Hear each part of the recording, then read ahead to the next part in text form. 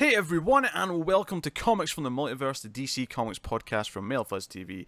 I am Peter, and joining me as always is Matt. Hey, what's up? Connor's here as well. Yeah. Oh, is that your tactic now? Just be as low energy as possible. Is it working? No. Never. So we talk about DC Comics on this show. Coming up on this week's episode, we have Superman issue 9, Wonder Woman issue 66, The Flash 66, Supergirl 28, Justice League Dark 9, The Batman Who Laughs, The Grim Knight number 1, Titans 35, Hawkman 10, and Wonder Twins issue 2. So that's what's coming up on the show. Plus we have Solicits to talk about, because Solicits launched on a Friday this month for some reason. I don't understand why. I got up this morning and I saw that you'd posted some variant covers. I went, Yeah. oh, a Solicits out, or are they just some advanced ones? And no Solicits are there. What's going on? Real quick, Connor, you did read Grim Knight, right? I did. Okay, just making sure. Did you I read have Grim to Knight, check on Matt? these things now. I did. Yeah, okay. Honestly, I'm not gonna lie. I thought about not reading it just for the comedy factor, but then I was like, no, I actually want to read it. Yeah. Okay. Good. I know, I stayed far away. I made my feelings very clear. I figured you would, Pete, and I don't think this issue would have made you feel any better. So, yeah. I will be content with my choices. So let's I just casually I was doing stuff yesterday, and Newsarama usually put out that tweet, oh hey, DC Solicits coming at this time Eastern, and I'm like, okay, cool, and I went, wait a minute, it's Friday, what's happening? Because I was expecting them next Monday, Tuesday, now? So, but for some reason, they're Friday, so we got Solicits to talk about, so that's cool. I do wonder though if there's a reason for this, because the last couple of months, so they obviously pushed them later in the week because previews asked them to, right? Mm-hmm. Like for their for the book that they release, and the last couple of months things have been coming out from that, like all the details that they don't really want coming out to, they want to have their own. Yeah. The last 2 months, almost the entire set of Solicits got leaked the week before. Yeah. So I wonder if this is why they're just like, nah, screw it, we're gonna beat them to it. Yeah, I guess that's the thing. I guess because the previews get printed and they make, it gets out there somewhere, someone's leaking all these things, so the only way to combat that is to actually put the Solicits up before those printed versions go out. Yeah. So it makes sense. Yeah, that's probably the case. That's more likely. I also wonder if they just wanted to give them the spotlight before WonderCon, because they're going to announce stuff at WonderCon that would, overshadow everything that also possible. Yeah. They might be announcing. So so we'll talk about Solicits in just a sec. Bit of just arrangements for the next couple of weeks. Matt's going to be missing a couple of episodes, unfortunately. Not next week. Next week he'll be here. But he'll be missing 2 weeks after that because he's at WonderCon in person. And then the week after that, his wife is dragging him to Disneyland. So not so much dragging. I'm going voluntarily, but it was one of these slapdash together. Things, so. Drag is not the right word, but the timing of it was not necessarily thought out by yourself. Yeah. I told her, that's WrestleMania weekend. She goes, yeah, and? So nothing was phasing her. I'm missing TakeOver that Friday, and I'm very sad because I just saw the lineup. Yeah. Oh dear. So the knock-on effect that has is that Matt will be gone for 2 episodes. He will be here for Detective 1000 though, which is just before he leaves for that first weekend. So that's going to have a special episode. If I've not mentioned that before, I'm sure we have. But like Action Comics 1000 last year, that'll get its own episode on the Thursday night. We're going to record that, so that'll be late Thursday, early Friday that week. We'll have the Detective 1000 special go up, and then 2 regular episodes. Matt will be missing, and then he'll be back, and everything will be back to normal, and it'll be fine. And they'll all be happy. So I just want to keep everyone in the loop and just to what's happening. But I will be representing Comics on the Multiverse at the con. I'll be posting updates. Yes, he's going to be harassing Tom King at the. A little bit. I'm just going to imagine Mario, who's also going, as I'm trying to update DC stuff, and him slapping the phone out of my hand and going, "No, stop it." So, yeah. And then Tim's going to be there, and Tim is, Tim's Tim. Yeah. Joe's weird, Tim, because we obviously I do Screams After Midnight with Tim. Just a couple of days ago, he said, "Oh, by the way, Pete, I'm going to be missing for the last weekend of the month." And then I went, huh, nice of you to tell me now. And I went, yeah, but he's been going to WonderCon with Matt like this entire time. Why didn't I put two and two together that he would be missing that weekend? I'm literally staying with him. It's weird, but yeah. But that's the thing, though. Just last week, we were making plans for like weekends for the next like 3 or 4 weeks, and he never thought to mention, "Hey, Pete, I'm missing that week." Yeah. So like, it's not like we've known that he's been going for as long as Matt's known that he's going. So it's like, of course, we knew this. Yeah. We just never thought about it. Yeah, never put two and two together. But there you are. Not that affects this show in any way, shape, or form. The other thing it does slightly affect is that our Shazam movie review will be a day later than it otherwise would be, because normally we'd record that on the Sunday, but because Matt's away for that weekend to Disneyland, we'll be recording that on the Monday, so it'll go up late Monday, early Tuesday, which is early April stuff. I mean, it's not really that relevant right now, but I'm just letting you know, these are all the things that are... It does mean my work rota permitting, I might have a shot of making it to that review. Huh? I won't shed any tears if you don't. It's fine. Shut up. I do all the DC movies. Except this one, apparently. Maybe, yes. Yeah, maybe. Possibly the best one in ages, and you might not be there. Yeah, Which is the most Connor that it could be. Not intentionally. I know. Well, of course he's not coming. Connor said repeatedly he's no interest in seeing Captain Marvel in theaters, so of course he's not showing up for the review. That's true. I forgot. He never specified which. What was that? I don't think I ever said that. So did you see Captain Marvel? No, not yet. Okay, there well you go. Then, shut up. I never said I would never. I had no plans of seeing the theaters. I said, maybe we'll see. Oh, come on, potato. I wasn't that definitive about it. Don't be a Connor. Go see Captain Marvel if you haven't already. I mean, it made a lot of money, so a lot of people went and saw it. It did. It was a shit ton of money. Just not Connor. Yes. All right. So episode 146 of Comics from the Multiverse shall commence. So the first 7 minutes was uncommenced. That was the prelude. This is Act 1. It was unprecedented. Leftover of 145.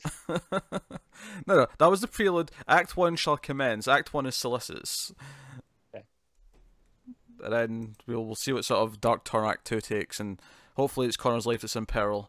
And then, maybe we'll save him. Maybe we'll have a sad ending. Who knows? But hopefully, is that the same old outcome? Yes. So. Yeah, solicits. So let's have a look at solicits. So first I had the solicits for June. Actually, first thing I want to mention that's not there is we were expecting that Lois Lane book to be on the June solicits, and it is nowhere to be found. So I guess the plans in advance were kind of TBA and just were maybe unconfirmed. I'm willing to bet that it all spins out of Leviathan. Oh yeah, because the solicit for that. Oh yeah, the first thing here is Event Leviathan. It's called Event Leviathan issue 1. Which I was not expecting. Can I just say the name? What? Event should not say event in it. Yeah, but if that's part of the story, though, like I think it's quite clever. There, But Connor won't be reading it because it's by Bendis and Maleev. art by Maleev, which you're just cutting your nose despite your face there. I like Maleev a lot. I know you do. Saying that. Yeah, so, it's going to be 6 issues, starting on week 2 in June. Which, honestly, week 2 is not as bad as it used to be, actually. Honestly, I only had 7 books this week. Yeah, not as good as a week 3, though, is it? Okay, yeah, week 3 is, dead. So. Yeah, but that's okay. And to be fair, this week, normally we would have had a Detective Comics. Okay, I had 8 books instead, okay. True. Yeah. But Titans is ending, and... yeah. Was there something else that was ending? I can't remember. Anyway, so next up on this list we had Superman Year 1, Issue 1, Frank Miller, John Romita Jr. I want to comment on the regular cover here. I want to comment on Superman's beer belly. Or at least that's how it looks, because his arm has a bit that sticks out so much in such a way. That's not the regular cover. Oh, who cares? Whatever. Whatever the cover is. Yeah, well. That's Miller, is it not? Looks like Miller. Yeah, no, the regular cover's the Romita Jr. one. Oh, okay. That makes sense. Which doesn't look like... Because I saw an article telling the cover that is the variant for issue 1 is going to be the cover for the trade. So yeah, that's how you make sure this never sells. By the way, that Romita Jr. cover is also garbage, but it's not as garbage as the Frank Miller one, because the Frank Miller one looks like he's got a pot belly. Yeah. Yeah, because he has big old Popeye forearms, and it's just I can't unsee Whatever, it. I'm not reading this. I'm telling everybody this now. I'm not reading this. We need to do the first issue. Yeah, did issue 1, Matt, for the show? Nope. I'm not giving them my money for this. That only reinforces bad behavior. This is another alternative-sized one, by the look of it. Yep. Yeah. It says it's the same size. 8.5. Yeah. 8.5 by 10.875. Also, mature reader's tag, and it's $8. It's also one of these three issue prestige books. Yeah, so it's every other month, presumably. Yep. Ish. Yeah, we'll see. So there's a few of those. What's that, Connor? Romita Jr. can hit that schedule quite comfortably. Probably, yes. So yeah, we got a few Zoom and Ink trades. We got Harley Quinn Breaking Glass trade paperback by Miko Tamaki and Steve Pugh. So, are you gonna read that, Pete? Because it is Tamaki. That's one of your. I do like Tamaki. Yeah. I mean, I don't know where it fits in terms of our coverage because it is a full graphic novel. But well, I just want to know if you have interest in reading it. Like, I mean, I have interest. Not yeah. for the show. Yeah, I feel like these the is Zoom or the Ink? Which one's which? Zoom is the younger one. Ink is the teeny one. I feel like I'm interested in reading a lot of the Ink ones, the teen ones, but we're probably not going to get around to them. I feel like what will end up happening is eventually when there's like a good handful of them out, we'll put 4 of them up for a vote for the Patreon, and it'll be one of the monthly episodes. I will tell you, I am planning on reading when the what's his name, New Superman, Julian Yang. When his comes out, I will read that for sure. Day it comes out. Yeah, but other than that. The other one that's solicited here is Superman of Smallville, which is written by Art Baltazar and Franco, and art by Art Baltazar. I got really confused because it said written by Art, and I'm like, wait, what? Right. Yeah, these are the guys that did Itty Bitty Hellboy. Yeah. Yeah, that looked like a lot of fun. Right. So I want to point out both covers for Action 1012 are pretty nifty. Yeah, I'll give you that one. Yeah. That who's the one? It's not. Is it the Campbell one or is it the Kritoransky? You describe it first. I don't know which one you're talking about yet. Well, sorry, it's the with him flying. Yeah. I think that's the Kritoransky one. Yeah. Well, neither of them are by Kritoransky. It's Campbell and Ben Oliver. Oh, you're right. Yeah. That's Matt's fault because he said That is my Kritoransky. I think Campbell might be the flying one. No, I think Campbell's the face. I also like Campbell art to me, the face one. Well, whatever one is him flying, it's going to be my new phone background. So they're both very pretty, though. I mean, I like the flying one a bit more, but they're both very pretty. They are good, yeah. No. So, as worth mentioning, I'm just going to scroll down these lists a little bit, see for anything. But as always, Batgirl has a great variant. So the Aquaman variant. Aquaman's another Middleton variant. Yeah, there you go. Yeah, the greens and blues. There you go. Fantastic. Batman The Outsiders issue 2 is on the solicits, so it is real. It's coming. As of right now. Yes, as of right now, it does exist. It's a thing. Batman Who Laughs does end in June. Issue 6 is coming out, so you can look forward to that. Everyone's sharing the Art Germ Catwoman variant. That's nice, just because it's the very classic. Yeah, it's a classic Catwoman outfit with a it's an Art Germ cover, right? Green. So looks as good as you'd expect. Yes. Well, I feel like his faces are getting less anime, and it's more to my liking. So that's right. His Catwoman covers really stand out for me, but that Jones cover too, I really like. Yeah, I love the Martina cover for Deceased too. Yes, which is Superman's face again, but this time he's a zombie. It looks. I don't like that. Hideous. I know you don't like that, Matt. The main cover is actually the Bat family all eating Batman. I don't like that either. I'm so down for this story. Is it just me though, or is Damien going straight for the dick? I mean, I don't know. No, Dick's behind him. Look out, Dick's behind you. I feel like I'm we're not turning gonna make the Deceased joke, into a but it's there. pantomime. Yeah, the joke's there. There's a very homoerotic pantomime to be made out of this. So I'm not gonna do it, but I just want to acknowledge that it is there. Yes. So Yes, it is.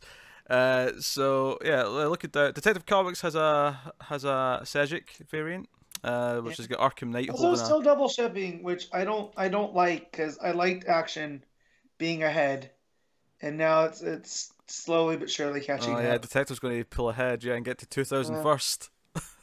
I don't like that. Oh dear. Detective's just such a reliable seller though. They just keep pumping them out. Yeah. Yeah. That's what they do. So, yep. I'm just glancing for more interesting things. Just on Detective Comics, because 1006 is the start of the first arc after the Arkham Knight stuff. Oh yeah. We're doing stuff with Spectre. So Yeah, and Corrigan. yeah. So I'm down for that. That sounds more up my alley. Oh, actually, just to go back to Leviathan Leviathan for a second. Green Arrow's Arrow's what it was, did you? Yeah. Green Arrow was on the cover. I remember we were talking about how Green Arrow's going to play into one of the big events coming up. Well, that seems to be event Leviathan. Yeah. Green Arrow's also on the cover for Green Lantern 8, and I just, as much as I don't want to read that book, I want this cover. I love that cover. Because it's Sharp doing a version of the Heroes for our Hard Traveling Heroes. Yeah. With my ward, the Junkie, but it's some type of alien. It's great. I love the variant for that as well. Yeah. Yeah. Speaking of variants, I mean, I dropped Odyssey, but that Jessica Cruz variant, by who's that by? A variant cover by Lucio Perillo. Just on actual stuff, Hawkman 13 is going to be a fill-in artist, Will Conrad, who I quite like anyway. So I like Will Conrad.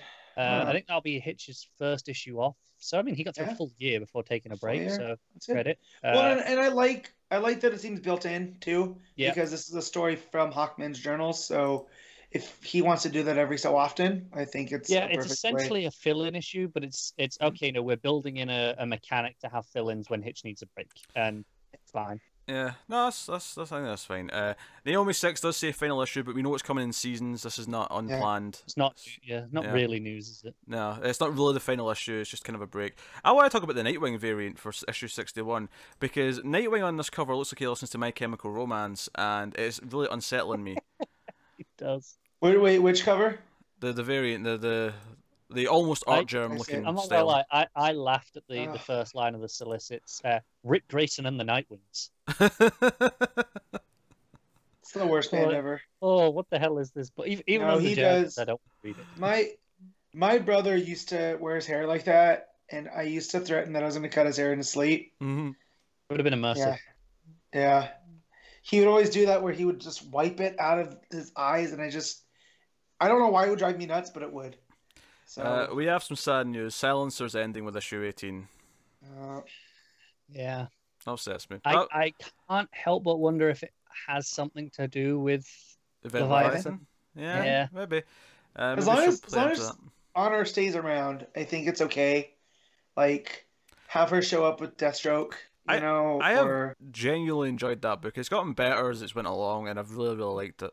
It was a real surprise, honestly, because I remember when it was announced, that was one of the first ones we were Ramita Jr. and Yeah, but the premise always sold us. You know what I mean? Like, because it made it sound like John Wick a little bit. Says Matt, who didn't read it at first and came back and read it 10 No, issues I read later. the first issue. He did. He just didn't like it. That's right. Yeah. Okay, fair enough. I couldn't get past the art, and then you guys promised me it gets better. And it did. Yeah. So it is worth mentioning. That comes back in some form. Ramita Jr.'s doing the cover, but it's just a cover. He's not doing the art interior. That's fine. Which makes sense. That makes sense. I'd be fair. Makes sense. They say it's it was his book to start with. He created the design, I assume. So let him do a final cover. Yeah. Which means Terrifics is the last standing. Yeah. Last man standing. Yeah. Last standing. And it only just got the new writer with the month before this, so it's got at least till issue 24. At least 6 issues soon. Yeah. Right? I think issue 24 is a guarantee, but it may not get none after that, so we'll see. Why 24?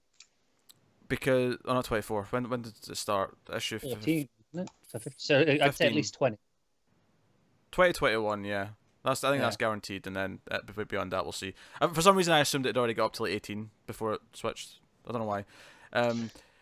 Superman and Supergirl are crossing over for June, which leads to some nice covers where Supergirl and Young John are on the cover together with Superman and Krypto. It's pretty neat. And O'Connor. Yeah. And the regular cover too. But this is exactly why I decided not to jump into Supergirl, because I was like, I know this is coming. I knew you were going to say this. Yeah, but it's not by Bendis. It's still by Andreyko. So. For now. Yeah. Yeah, so it's nice though, because it means like issue 31 of Supergirl's when like Supergirl maybe either gets back to Earth and it intermixes again with the main plot and what's going on, but it's cool nonetheless. So then moving on, Terrific's still there. It's not ending yet, but we'll see how long it lasts. Can we talk about the huge concern that is Wonder Woman 73? Oh, I'm scrolling down. I'm getting there. It's a big deal. Probably should have been one of the headliners. Oh no! Oh dear. No! Oh, what's happening? Yeah. So why is Steve Orlando writing this issue of Wonder Woman? It does say guest writer. Guest writer. So maybe she's taking her issue off. Maybe she's but just. It's not skippable. It's not skippable because it is part of the overall story. It delivers a crucial piece of however, epic storyline. Which I like how they've put that in there in case anyone thinks it is skippable. The fact that they're emphasising it's a guest writer tells me that no, she just needs an issue off because maybe it has been double shipping and maybe she's got some create her own stuff going on the go as well. Yeah, there's a new book starting this coming week, I believe. Yeah, so hopefully this is all it is. It's just guest writer for an issue to have an issue off. It's not a big deal. I hope that's the case. Issue 72's cover by the Dotsons is phenomenal. That sounds about right. The one with the cloak's kind of also a curtain for the whole cover. Yeah. Yep. That's pretty. No. Worth noting that Justice League is issue 25, so it's extra long. It's got a backup. Mm-hmm. Yay! More Scott Snyder words. Yeah. It might be Tynion. Yeah, it says backup story written by Snyder and Tynion. So I mean, probably Tynion. So we'll see. So the sixth dimension stuff. Jimenez is getting a co-writing credit on this issue. Is that what it was on the last one too? Yeah. Okay, I didn't notice. Were you not here for that episode because we talked about it? No, I was, but I might have just blanked it out. Okay. Wait. Yeah. No, I was here. He's it's in the issue itself. It's actually a storytelling credit. Right.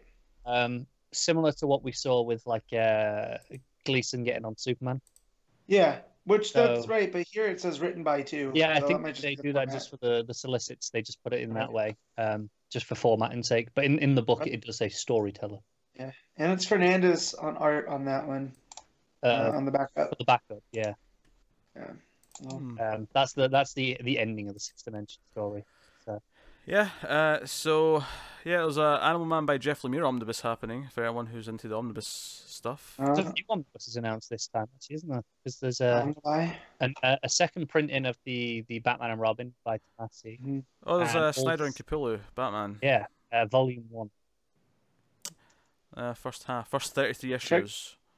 Oh wow! So that goes all the way up to the start of Endgame.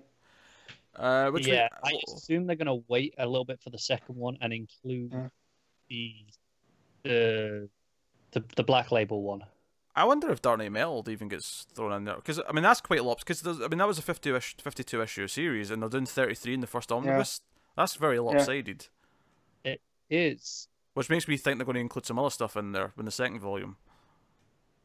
Yeah, because it's got Court, it's got Death of the Family, and 0 Year. And it's also got the Clunan stuff in there too, so... Yeah, that's got everything. That is weird. Yeah, it feels very lopsided given that it's a 52-issue run. Not overly surprised, though, because it was ripe for omnibusing. Oh, sure, yeah. Oh, Doom Patrol Bronze Age Omnibus. I'm happy to see that. Not because I'm going to get the Omnibus, because it means there'll be trades that will go digital. Yeah. Do you see that Crisis box set? Yeah, there's a Flashpoint box set as well. Well, I have all the Flashpoint stuff, because that's what did me in on collecting everything to do with everything. Flashpoint. So pretty sure I have all of those listed. JSA by John's Book 3. Happy to see that. Keep coming. Yeah. Oh man, it's only $100 though. That's not bad for Flashpoint. I mean, the Crisis one's don't like rush out and get it, guys. But if you should, got a spare 100 and you're interested, it's not the worst deal you could get. Yeah, like I spent far, far more buying Oof. them in single issues. That is a hefty Why the Last Man omnibus. Yeah. One huge volume, 1,400 plus pages. That has got to be damn near unreadable. That's about the same size as the I think it was the John's Teen Titans omnibus. That was about the same size. He didn't split that. Brian Azzarello and Bermejo Joker trades coming out in paperback. That getting a nice new reprint in. Yeah. Black label on it, no doubt. Probably. Yeah, I'm seeing a few things here. Trials of Shazam, by Winnick and Porter.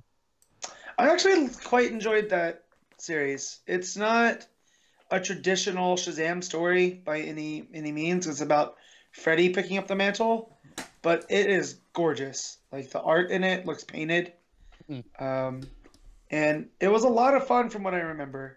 Granted, it's been forever since I read it, but the fact that we're getting it now is pretty cool. Looks like they're giving Azzarello's Wonder Woman the big trade treatment. So yeah, I'm gonna have to get that. That'll only be 3 volumes then, I assume. Yeah, it's 1 through 12 in the first. So it'll be 3 volumes. I've got the omnibus on pre-order myself already because that's coming out in a month or two, I think. But yeah, I mean, a lot of interesting stuff in the collections coming up. But yeah, solicitors. There you go. We've become a bit more in depth in those recently, and I think that's It was a deep dive. It was a deep dive, and I'm okay with that. You can blame elsewhere in the multiverse with that one. Yeah, because we started doing it on that, and I was like, oh, well, we should probably give it equal treatment on the other show now. Yeah, and yeah. Here we Felt are. a bit weird, didn't it? But that's okay. I mean, that's it. If they happen to come out in a week where we have like 14 books, then maybe we'll We're gonna reconsider. slash it. Yeah. Just bullet points. Okay, what was the important stuff that popped up? Boom. Boom, boom, boom. All right. So that pretty much wraps it up, though. So we can get on to books. So first up, then, this week we have Superman issue 9, which means Connor's going to be quiet. Yeah. See you in a bit, guys. So this is John continues story. If you remember the last issue left off with, I should tell you, it's Bendis writing, of course, with Ivan Reis and Brandon Peterson on the art. But He's yeah, been slacking on that lately. I know.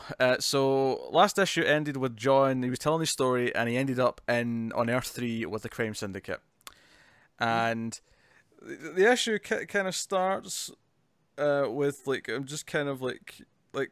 Well, actually, it starts with a dream. Actually, I forgot about this. It starts with this dream. Those visions that Zod's been having. Zod's been having those visions of like a paradise where everything's like worked out. So we see this vision that Superman has of future him and Lois with a grown-up John and a grown-up daughter. Yeah, and it looks like John has the Thor treatment where he's missing an arm. He's missing an arm. It's growing back. Yeah, and Connor's not there. So, but then again, we don't know if Superman knows about Connor. Yeah, we're not at that point yet. And it's like, no, it's a World Peace Day, and everyone's here to honor Superman. And we see like an aged up Bat family there. We see various characters. So but it's this vision of a perfect future. And then next page, Zod family shows up, but it's like, yes, we're here in honor of peace. And then something dark's coming out the sky, which I've seen some theorizing is the Legion of Superheroes. All those dark figures in the sky. You think? I mean, I have nothing myself to think that. I just saw people talking about it on Twitter. Gotcha. Yeah, I like looking at this page with everybody on there because you have Jimmy with a wife and kid, and looks like the Wonder Woman has some kind of family. I don't know if that's supposed to be Donna behind her. Yeah, I think that's Donna behind her. Yeah, but yeah, the Bat family looks a bit different. Yeah. Looks like there's 2 Batmans there, I think the second one's Damien. Dick's got a goatee. Yeah. I don't know if that... I mean, maybe that's Damien, actually. That looks more Damien to me, actually, his face. Now that I think about it. But yeah, I just like looking up the Shazam. You have just 2 Shazams, though. It's looks like Billy and Mary. And then a Green Lantern Corps, and then Starfire's there. It's really cool. But yeah, so you think those dark figures are going to end up being the Legion? It could be. I could see Bendis being the one that plays with that when they come back. Yeah. It seems very menacing, but I could see how you would think that. I think it's because this fantasy or whatever it is taking place in the future. Not that it's that much in the future for that, right. But I guess your mind just kind of jumps to that. Well, yeah, I mean, because the guy with the lightning, that could easily be Lightning Lad. Yeah, it was that Menace talking Superman. I think I saw him mention it on the Twitters. And yes, Menace. You heard me. Menace. Wow. So he doesn't speak for both of us there, bud. You should hear what Matt says off recording. So basically they're trying to deal with the fact that their son's just told them he ended up with the crime syndicate. And then we actually get the story and how the crime syndicate kind of charge at him, but Ultraman grabs him and takes him away. And then this story is basically just about how he trapped John in the bottom of a volcano with no access to the sun, so he didn't have powers to get out, and just left him there for a long time, like feeding him occasionally and beating him up occasionally. And it's just this really dark thing. I think what really worked for me about this is not only just how demented Ultraman feels in these scenes, keeping him captive like this, but it's when it actually finally comes back to Superman and Lois, and it just, like, there's this awkward tension in the air. Like, it's like, do you guys need to hit something? And they're just, like, distraught that they're, because he's like, how long were you trapped in a volcano? How long were you a prisoner? And, like, John won't tell him. He just keeps saying, how long? And it's like, oh, he's getting desperate to find out. Yep. And also, this is where I feel like they're starting to play with things, because if I remember the crime syndicate right, like, their Ultraman wasn't Superman. He was an astronaut that got sent up and things happened to. And, he needs the kryptonite. It's like a drug. So they got that part. But for John to say, like, it looked like his dad, but, like, not. Like, it was familiar. And I get what Bendis was going for, because this is the worst ideal he could have for a dad. So that's what it seems to be here. Is like, he got away from Grandpa, who was having crazy things, to now he basically found a version of his dad that does the complete opposite of what his dad would do. So, not that it ruins the story in any way. I mean, to be fair, I feel like Ultraman's always supposed to look like Superman. Like, he's always supposed to have had the same face. Yeah, but then again, that changes the whole origin of him, which is meant to be a backwards telling of Superman, is that he's an Earth guy that goes up to space and gets corrupted versus, you know what I mean? I don't think it spoils that. I think it's just a case of, like, he does look like him, like, like cosmic, like, on this Earth, like, this guy Clark Kent is this human being. Yeah, I guess. I don't know. Just, again, the continuity wonk in me is like, that's not Ultraman. Like, especially when they kept the Superwoman stuff. You know what I mean? Is Connor getting drunk? What is happening right now? Probably. I'm not getting drunk. I just got a glass of whiskey. A glass becomes glasses. Yes. Just look, that's tomorrow. I have Irish whiskey at the ready for tomorrow. Oh yeah, it's St. Patrick's Day, so that's why he's saying that. Okay. But just but like, I like the point of the story. I feel like the pacing of this now not being every 2 weeks and once a month, it's kind of killed my exuberance, I guess, because I was really excited at the end of the last one to see where this was going to go. And then we got this issue, and then with the way that it leaves this one, I'm like, oh, I gotta wait another one. Like, it's driving me a bit nuts.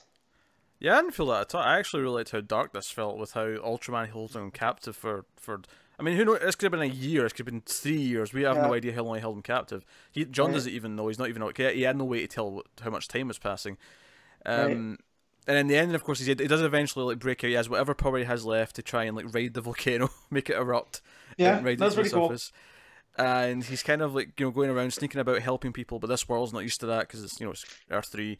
And eventually Superwoman finds him, which is Lois in this world. So he's like, Mom, and it ends with kind of like, okay, now the other parent, the evil version of the other parent, is going to deal with him next issue. So that's kind of where we leave off. I actually like this issue quite a bit. I like the. I think what's making John's story work for me is that it keeps coming back to how Superman and Lois are reacting to it and how it's making them feel. And them being shocked or them being, like, horrified of what's happened to their son is making it kind of land for me in a way where if it was just here's the cosmic adventures of John Kent when he was off doing things, but them having to like process all this stuff he's went through, that he's not being looked after that well, he's not been sheltered, he's not been these things, he's been in this thick of it, he's been through horrible things, and they have to live with that. That's making it kind of work for me. Plus, you know, the Crime Syndicate's fun to, you know, see and be around and what's happening. Yeah, it's a weird issue with me because I just, not that there's anything wrong with the content, I just didn't enjoy it. I guess, you know, like I was like, okay, it's fine, but like the stuff with the Crime Syndicate and getting swerved is okay, but as I was reading it, I was going like, well, what's up with this dream? I want more of this. Well, that's clearly building to something, because we've had Zod have the dream, now we've had Superman had a similar dream. Yeah. Clearly we're building to something with this stuff. Yeah, and I trust in Bendis. But yeah, this is the first issue of Superman so far that it's just been kind of... it's just okay. Like, it's not bad. The art, I thought, sometimes was the inks were a little bit spotty, but I know they were going for a darker tone to the art because of what was going on with John. You know, so that's again, probably intent. I just wasn't enjoying the good majority of it. That's fair. I mean, Peterson's art's not as good as Reis's, but it's not bad by any means. It's fine. I'm not a big fan of heavy inks, and that's a taste thing. I mean, it's all well done, but it's kind of like when there's a type of music that you don't like, right? But you understand why other people do, and you're just like, okay, that's all right. That's how I feel about this art. There's a couple of panels of Ultraman where he looks downright demented, and I kind of like that. Yeah. He looks like he looks like he should be like looking after the Bates Motel and dressing up as his mother. I get that kind of feeling from him. I did like the you got any kryptonite? Oh yeah. It's like why would I have kryptonite? Like, all right, just asking. I You'll get any more of that kryptonite? Well, and it's like that's like your dad asking for drugs. Yeah. Like what the hell, Dad? Like, so I did like that part, but yeah, again, it was just I don't know. Yeah, no, I like this issue. When was the last time I was positive on a Superman book of some kind and Matt was like, oh... Yeah, it's been quite a while. Doesn't happen often. Oh, was Matt not super hot on this one? No. That is unusual. He'll be back next month. How much vodka's in that glass, Connor? No, I don't drink vodka. That's whiskey. Vodka has no purpose except to make something alcoholic. I like the taste of things, and vodka is just paint stripper. Okay, how much gin or whiskey or whatever you put in that? He told you it was Irish whiskey. No, that's tomorrow. That's tomorrow. I was listening. This here is a glass of Wild Turkey 101 American bourbon. So it's bourbon, yeah. It is. Which that's my wife calls bourbon paint stripper. So notice how he was adamant a couple of minutes ago. He was only having one glass, and he just held up another glass that's been poured. That's the same glass. This is the same one. That I feel like he's doing magic. It's just a glass of Coke. Why don't you add one to the other? It even look at this. It even says Coca-Cola on the bloody glass. You can't show that. What sort of logic is that? Just I don't know. Have you ever seen that Vine of the kid? He goes Pepsi glass. Coca-Cola. Yeah. I don't give a damn.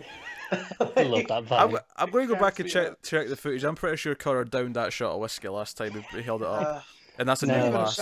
Arrow made me down one. Don't be wrong, but it did. Yes. I rarely down whiskey. Okay. Man, that was bourbon. Anyway, we got off track there. Superbad issue 9. I liked it. Matt was not as hot on it, but I like how demented Ultraman is and the horrifying kind of like response that the parents have to it. But that's fair. What are you giving it, Matt? Maybe a 7.5. It's not great. It's not bad. It's comfortably the lowest Matt's given Superman, though. Yeah. I'll give it a solid 8. I like it. It's good.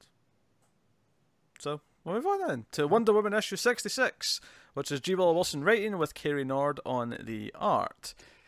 All right, so I'm gonna. Yep, here it comes. We're talking about art, and I know you guys like Nord, but I specifically looked at the art throughout this issue multiple times, and there are some odd things going on with the faces. Yeah. Can I just point out how an interesting a sentence that was? I specifically looked at the art when I was reading this issue. Yes, it's a comic. You should be looking at the art. What I mean is, I don't. I look over the art, but I'm there mainly for the words. And that looks good, right? Unless it's a silent page, and then you look and get context. But knowing that this was Nord, I wanted to specifically look. What you're saying is you wanted ammo. Okay, can I just rewind before we even talk about the art and the interiors? Can I talk about the face and the variant cover? Which for me, something's really off about this face, and I don't even know what it is. We might be having a fight later. Because something about this face feels like it doesn't match the rest of the image. It's like the face is just a little bit too small or something like that. I don't know what it is. But it feels off. I'm not getting it. Yeah, I'm not getting it either. It looks very much like Gal Gadot to me. Like, proportionally. You know how she's long. I don't know. And, something about her face is weirding me out on this. Because this art looks like I should really like it. The actual art aesthetic. Do you think it's the slightly brighter light under and around the eyes? Maybe. Yeah. Like the lighting effect? Maybe that's what's throwing you off? Because that's the only thing I can think of when I'm looking at it. Because to me, it looks perfectly fine. It looks good, yeah. Something about her head just feels off to me. Because I like the aesthetic of the rest of it, but, you know. Well, anyway. Anyways, so the rest of the art in this issue, I'm still... Not that I was looking for ammo, but I'm just like, maybe I'm missing something. He was looking for ammo. Connor and Pete both enjoy, and I still just, like, don't get it. I don't get what you guys like so much. Connor in particular, of Nord. So... Well, it's fine. You're wrong. So Nord draws a great Giganta. I'll say that much. I think all these mythical beings are great. You got your various characters here. Who are the names? One was Cadmus. That's the Pegasus, right? Yeah, Irene is the Minotaur. Yeah. There you go. So look at that first page where the lady from DC, she's got wonky eyes. Like, I don't agree. Yeah. No, I don't agree she has wonky eyes. I think so. I'm starting to say you've got wonky eyes. I wish I could make my eyes wonky. Just to show you what I'm seeing. Yeah, I just don't get it. Anyway, so she's with the mythical creatures, and they're all having a happy time. So, oh, it's forest, it's nature, it's not polluted, it's all these things. Oh shit, there's a Titan.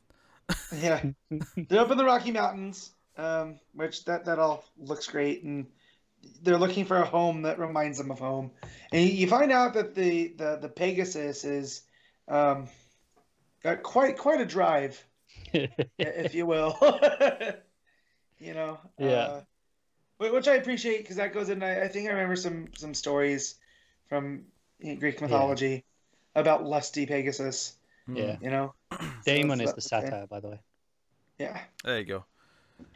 So giant rock titan, and they're like, shit, call Wonder Woman, and she's like, she's on a quest. Yeah, well, screw her quest, call her. It's like, fine.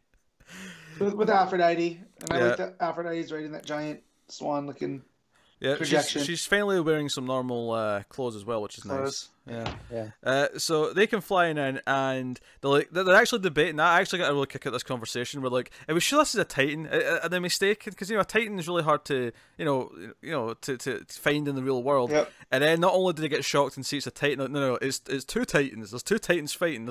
There's clashing of Titans happening in the Rocky Mountains. Oh, you've been waiting on that one, haven't you? I've not. Yeah. I just like the idea that as soon as he read this issue, he was like, "Oh, I'm using that." Yeah. I did not. Titans are Connor assumes this all the time with me. Most of my puns are genuinely in the spur of the moment. I don't really think about them that much. I don't believe you. That's okay. You know, I like that the Titans are going at it, and it just seems otherworldly. Yeah. Like they've also lost their world, but they're going about it the same way. It's very reminiscent of Thor, because he's remind me of the Frost Giants. Yeah, from what we've seen. How about that panel of Aaron's Wonder Woman holding up the foot of the Titan that's going to step on them with the shield? She's just kind of like, so good, stopping it from crushing them. Very nice. Yeah. There's some great coloring going on there with all the heavy blacks and then just the red of Wonder Woman showing up. So Diana's like, okay, I need some help to fight these things. I can't do it. I'm strong enough, but I'm not big enough, is what she says later. She goes to Amanda Waller. And this has the one page where I will grant Matt that there's a funny face. There is a funny face. No, I agree. It's the middle panel of Diana. Yeah, with Diana. Yep. Yeah.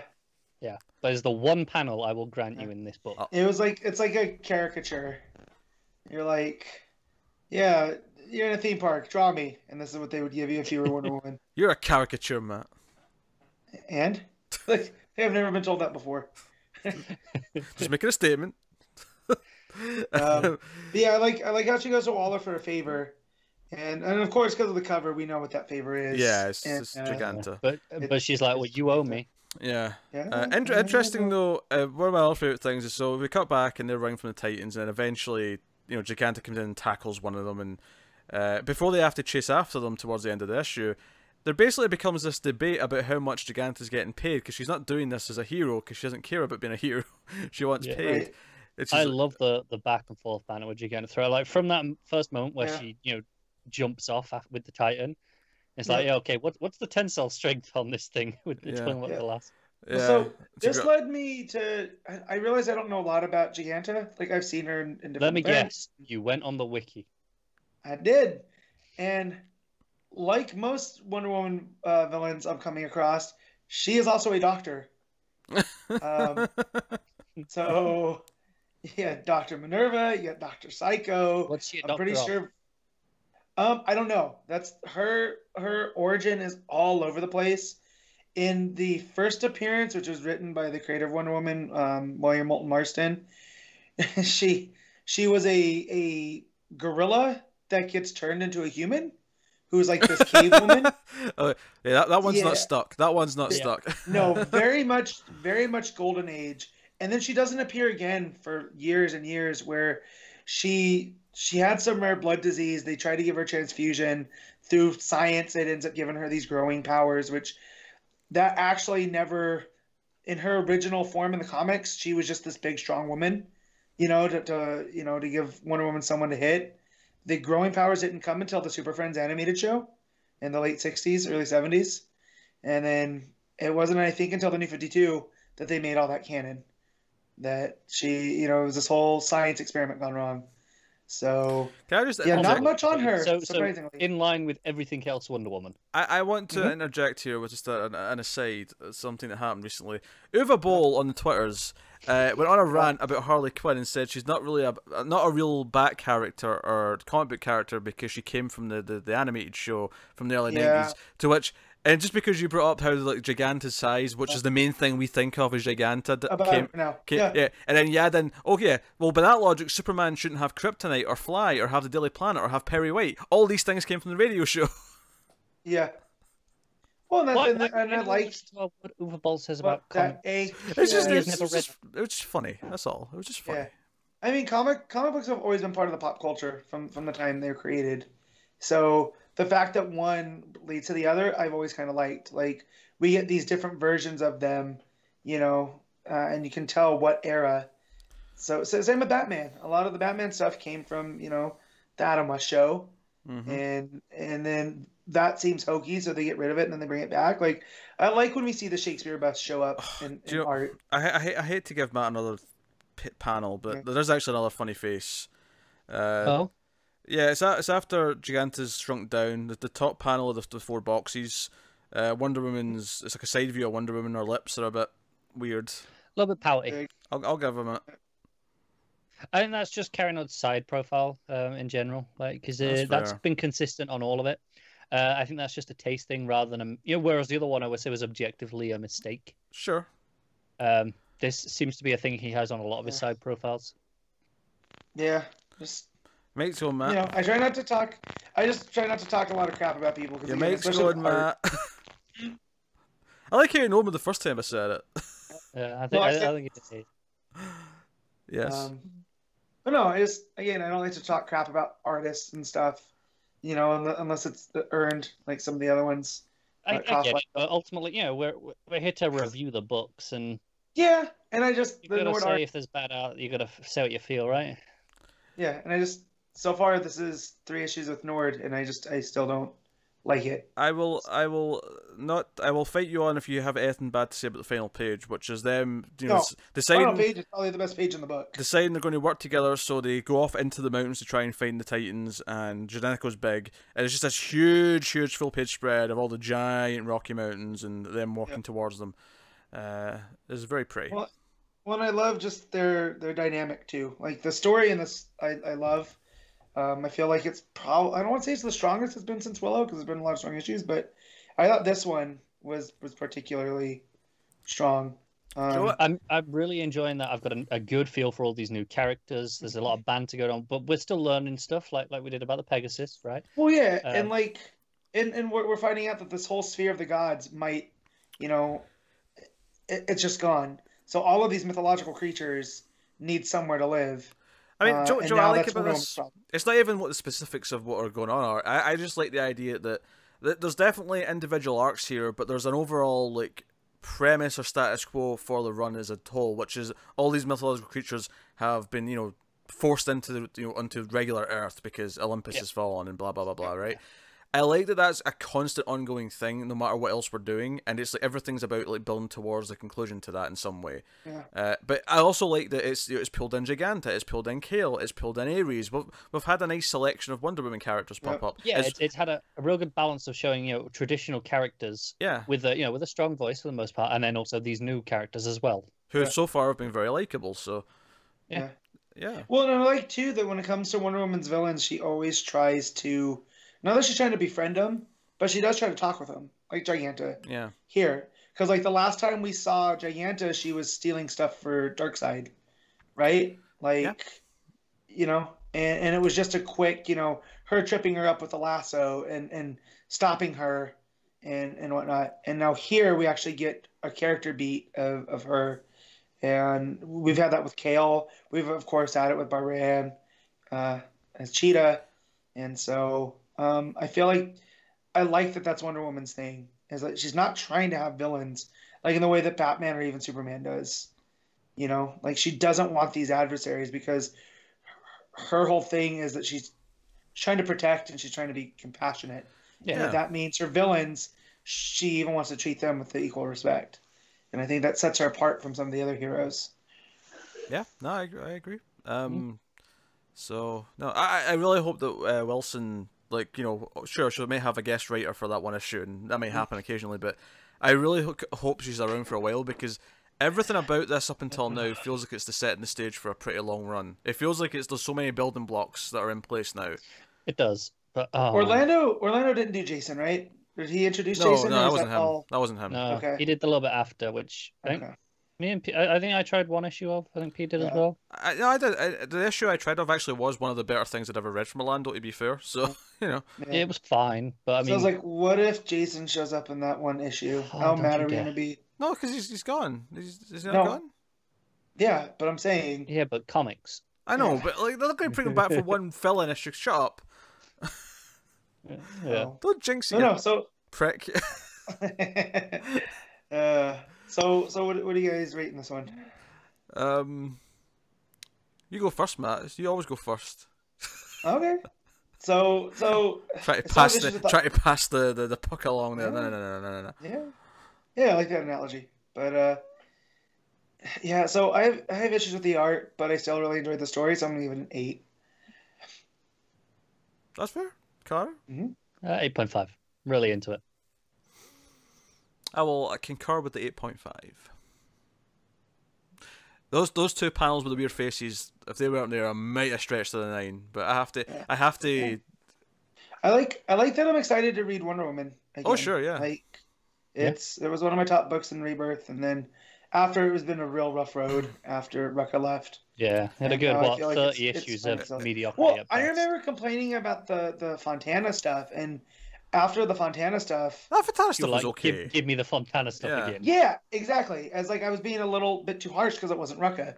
In hindsight, me and Pete were quite into that little. Yeah. It had that. I mean, out of the 5 issues, I think there was 2 weaker ones, but 3 of them were pretty good. So it was, overall it came out pretty. It's still a memorable story, but I still can't. Well, it's probably because I put it out. I still can't really remember what happened with Darkseid and the daughter and Jason. Yes. So But I Yes. remember the Fontana stuff, so that's always good. No, I mean it's one of the more exciting books I've got. I think when it comes out, like it's in the typically there'll be like two tiers. Looking at like the books this week, in terms of excitement, this was up there with Justice League Dark for me, which everyone knows I'm a big fan of. Yeah. Yeah. Anyway, we'll move on then to The Flash, issue 66. Joshua Williamson writing with Scott Kolins on the art. His name is spelled with one L. Should it be Kolins? Scott Kolins? I've heard it say Collins. Yeah, okay. Yeah. Because it's weird because he's got Scott with two T's, which isn't weird in and of itself. But I've seen Scott with one T much more often than I've seen Colin. Yeah, with when one it's L. a name, it's two T's, but when you're referring to like your homeland, it's with one T. Does people name Scott with one T? Really, I've never met all the Scotts I've ever met have two T's. No. I think at least in America, typically Scots have two T's. That's why people get really annoyed about Scott Free, right? Because it's one T. Yeah. And it's like no, but it's a pun. The name's a joke. That's why it's one T. And people don't get it. Yeah, I've met people named Scott with just one T. I have as well, but I think traditionally in America, two T's is the standard. Yeah. But Collins with one L is weird. It's weird. I'm not. Yeah, but I believe I've heard it. Being a C, but whatever. Yeah, I believe I've heard it. He's not. No, his parents are Mortal Kombat fans. We change all the C's to K's. That's a Mortal Kombat thing. All right. So let's talk about Flash. And this is the one thing that I was going to. I've wrote that. No, I was going to read to see the differences because this is a villain spotlight issue. Oh, sure. Like you could tell that Williamson is working from the Johnsian method of the Flash. I'm not surprised you bring that up because this reminded me of like the Heatwave issue in Johnsy's run, or I think there was like a Mirror Master run as well. Issue as well, and Captain Cold, which that Captain Cold issue is probably one of my favorites. Right. Yeah, I remember that. Just because of what it did, it took a break from what Johns was doing and really filled in the blanks and why I loved his Captain Cold so much. When other people write him, it just feels off. And that issue right there is probably why. I praise. So in that comparison, did this live up to those for you? For me, no. Oh, okay, that's good. I thought it's a kind of a big old meh. Yeah. And I don't want to chalk that up to being the trickster. I don't understand the flow of the issue. I feel like Williamson got lost in the weeds himself here. I even have problems with the flashbacks. Yeah. So like the whole thing is like, oh, it's a trick. And I get playing that for the audience of the show, but that's really counterintuitive to the entire narration. Right, because when you get to the end and he talks about he has to overcome the one thing to escape is to come over his fear, and then you come to find out he never had that fear in the first place. Yeah. So what does that mean in the story that we're getting in Iron Heights? Because so you're telling me he could have just always escaped, but he didn't want to go to the roof? Like, that doesn't make any sense. Yeah, I don't get it. So, but I'm just looking. Yeah, that's it. Williamson's working. This is one Flash villain I have. Because when I started reading Flash, he was with the FBI and whatnot. So I never went back to the traditional trickster stories. But it's looking like on here, the wiki I'm on, Williamson followed it pretty close because he was a trapeze artist, his family. And that's where the Harlequin costume comes from. I don't have a problem with that in concept. No. I just have a problem with the way the narration seems to be at odds with what the story is. Yeah. And, no, I thought it was a little hokey. Like, that he was like, I figured the way that it was being told was that was the trick, that we don't know if he's lying. Right? Okay, I'm with you. And that's where I thought. So that's why I wanted to go back and see if the circus acrobat stuff is there. And sure enough, I feel like Pete's being suspiciously quiet. Yeah. I just didn't have any strong feelings on it. Like you two came in here all these. I thought it was okay. I thought it was a nice enough spotlight. I liked the little thing where his family were ripping off the Flying Graysons. It's called the Flying Jessies. Yeah. I thought that was a nice little touch. Well, and I like what it does in the story of him being upset that someone's ripping him off. right? like when, I when like Axel comes around. I like where this leaves at the end. The idea that he's been gone for so long, and he's like, because he's finally been forgotten. I guess if you want to try and justify why he doesn't escape for so long when he's not really afraid, like he says in the narration, it's that deep down he actually wanted to be forgotten, because as the Flash said to him, and when he caught him, is like, no one's surprised anymore when you trick them because everyone knows who you are. It's not a trick anymore. When you know you're going to be tricked, it's not a trick. So. You could almost read it as he actually is intentionally waiting a long time so that when he comes out as this new trickster, he can pull this big grand trick that he's building up to probably in the next arc. And, you know, I like that. I like that plot part of it. I like what it leaves him convoluted. You know? Sure. I will say that the art definitely made it feel like a John's Flash. It did. Because it is Kolins. And yeah. You know, I give Williamson credit for trying. The flow of the issue felt off. Yeah. I'm not a huge Kolins. I really like the colors, especially the bit where he's on the top of Iron Heights. All those blues in the rain. I thought that those look real nice. No, I like the full shot of Iron Heights with all the crashing waves around it and all that stuff. I mean, I kind of like the flashbacks on their own. Like, I like the idea of like they intentionally made it look like the audience that they were forcing their son onto the wire, only for him to, like, you know, pretend to almost fall. But like, nah, it's a trick. I'm perfect at this. Like, I like that on its own, but it's a solid act. Yeah. Well, and I feel that's going forward is going to be, because he's been the one that's been in the shadows since the beginning of Williamson's run. You know, he's the one that saved Axel after the Strength Force stuff. You know, that's who kicked all that off, and he's the one with the serpents and whatnot when working on Iron Heights. Not the serpents, but what was his Copperhead, and that he was doing sleight of hand there too. So I'm curious to see where this goes, because, you know, Trickster is one of those type that's been around for a while. I just don't feel like he's had his due, because I'm even looking at the wiki and there's really not a lot there. You know, he just kind of was a villain of the week who hung out with the rogues. It's not like Captain Cold or Mirror Master. And I feel like Williamson trying to put it up on those levels, it still feels like I don't want to say an imitation, but it doesn't quite have the gut punch as like the Mirror Master does. You know, that issue when you find out, you know, after he became an assassin and who one of his targets were, or, you know, why Captain Cold does things for his sister's memory through that run. Here it's just kind of like, oh, okay. Like, his parents were jerks. I guess that's the thing. But no, I did like parts of it, though. Like Pete was talking about the whole. I mean, I generally enjoyed it. Like, I think the art's because the art's very, like, you know, John's era Flash, and I like that on a Flash book. I like the idea of focusing on a villain. I like the idea of setting him up. I mean, there is some murky elements as to like, you know, why wasn't he escaping then? If it was, again, like, I kind of explain it by like that end result is why is because, like, no, all this time he has been forgotten. He wanted to be forgotten. It'll be a trick again. So. Right. But I just feel with the way that it was being told, though, it came off clumsy towards the end there. You know, like maybe Williamson should have been a little bit more clear in him wanting to be there and having them think he was afraid of heights. Like, because I didn't get that from the Warden. I think the point is that it's supposed to be tricking us. Yeah, but it just doesn't work. No, and that's what I said. I thought I was waiting for a trick, and when you get there, I went, oh yeah, okay, whatever. You know.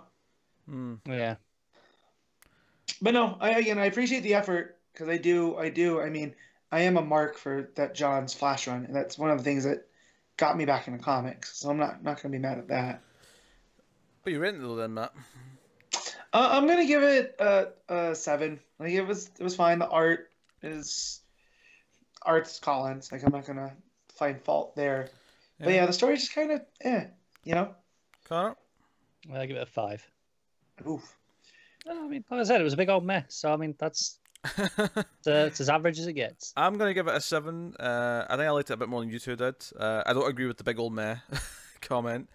It felt like a warm blanket, even if it was a little bit messy in places. So that'll take us on to Supergirl issue 28. Marc Andreyko writing with Eduardo, Pansica on the art.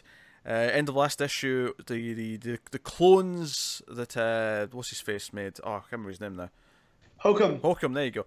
Henry Hokum. Hokum had made these like clones out of the fallen Omega Men with Supergirl's DNA, so they're kind of like Supergirl clones mixed with all these other people, but they're all evil and monstery, and they're fighting, and the Omega Men are fighting them. It's a whole thing, and they're fighting back, and they're trying not to hurt them because they might actually still be the people in there in some way. Right. But then eventually, when they win, all the bodies just kind of disintegrate. And it's like, I didn't mean to kill them. That wasn't meant to be enough to kill them. But basically, their DNA was flawed, and they were going to die anyway, no matter what. They were going to deteriorate and die very quickly. Yeah, because Hokum, like, he didn't care. He just wanted them up now. Yeah. Like, and he was even warned. But I liked this issue a lot with the action. Like, I thought the art did a real good job at selling a lot of it. I loved the art. Yeah, especially with Cary's dilemma because she's fighting versions of herself. Yeah, and then the big money moment actually is she speaks to Starfire's brother, and she's like, I need a solar charge like really quickly, and he's like, okay, and there's this big full page of him kissing her, and she's all like surprised, and it's basically his thing is that's the quickest way to charge you as quickly as possible.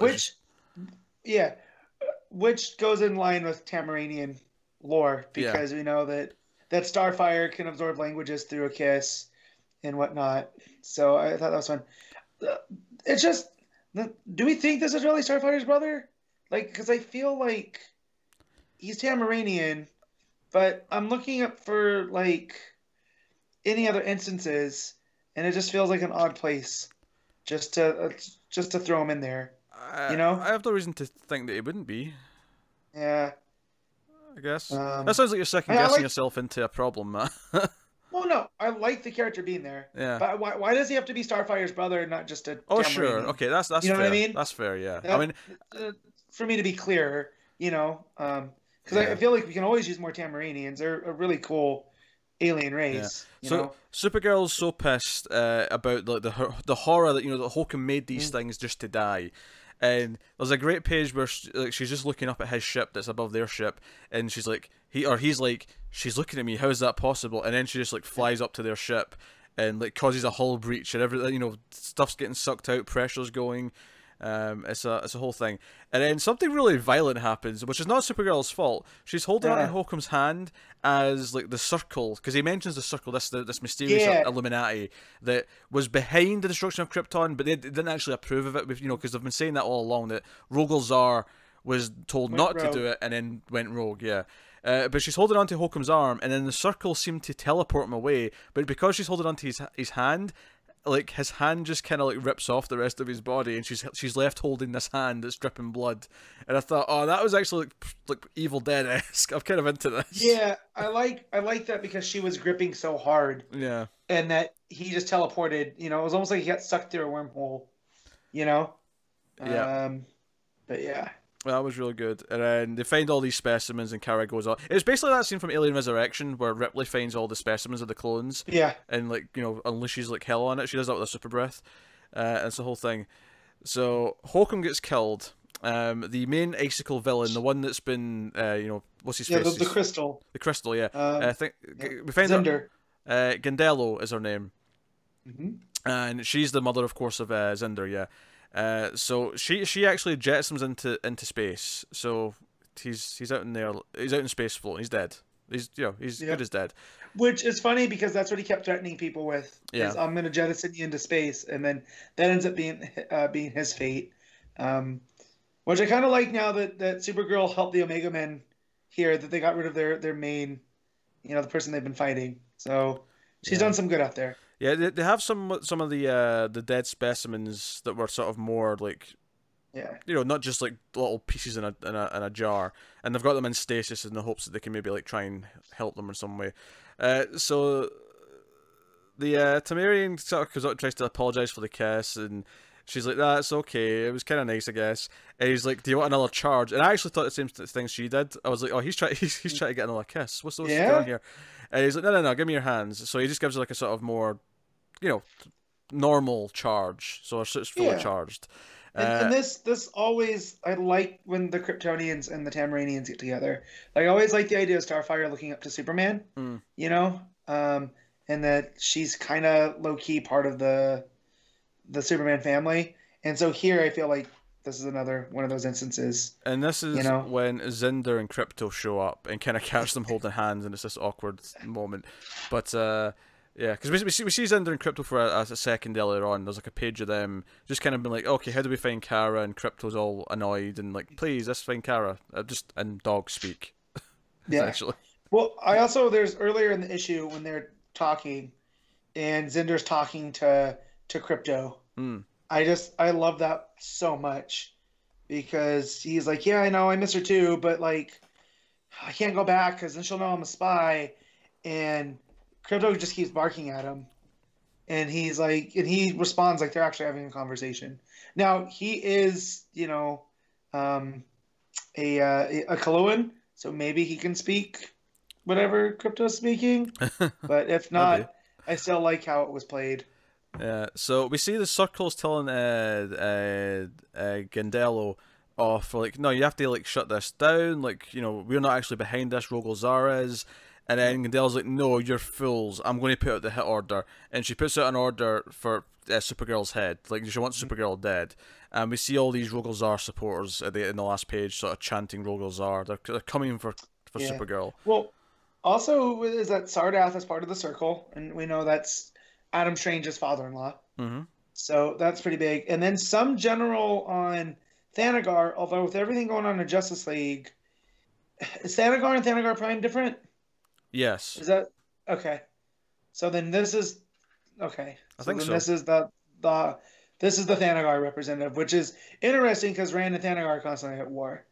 So I mean, people can correct me, but I think like Thanagar still exists. I think. Yeah. So, oh wow. So I just brought up Reander, right? Starfire's brother. Yeah. Yeah, and he's been around since New Teen Titans by Marv Wolfman and Perez. Oh, there you go. He's also used in the original Omega Man comic.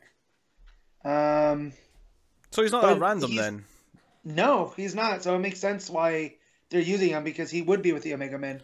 So so I go back to what I said. You were outthinking yourself a little bit. Right.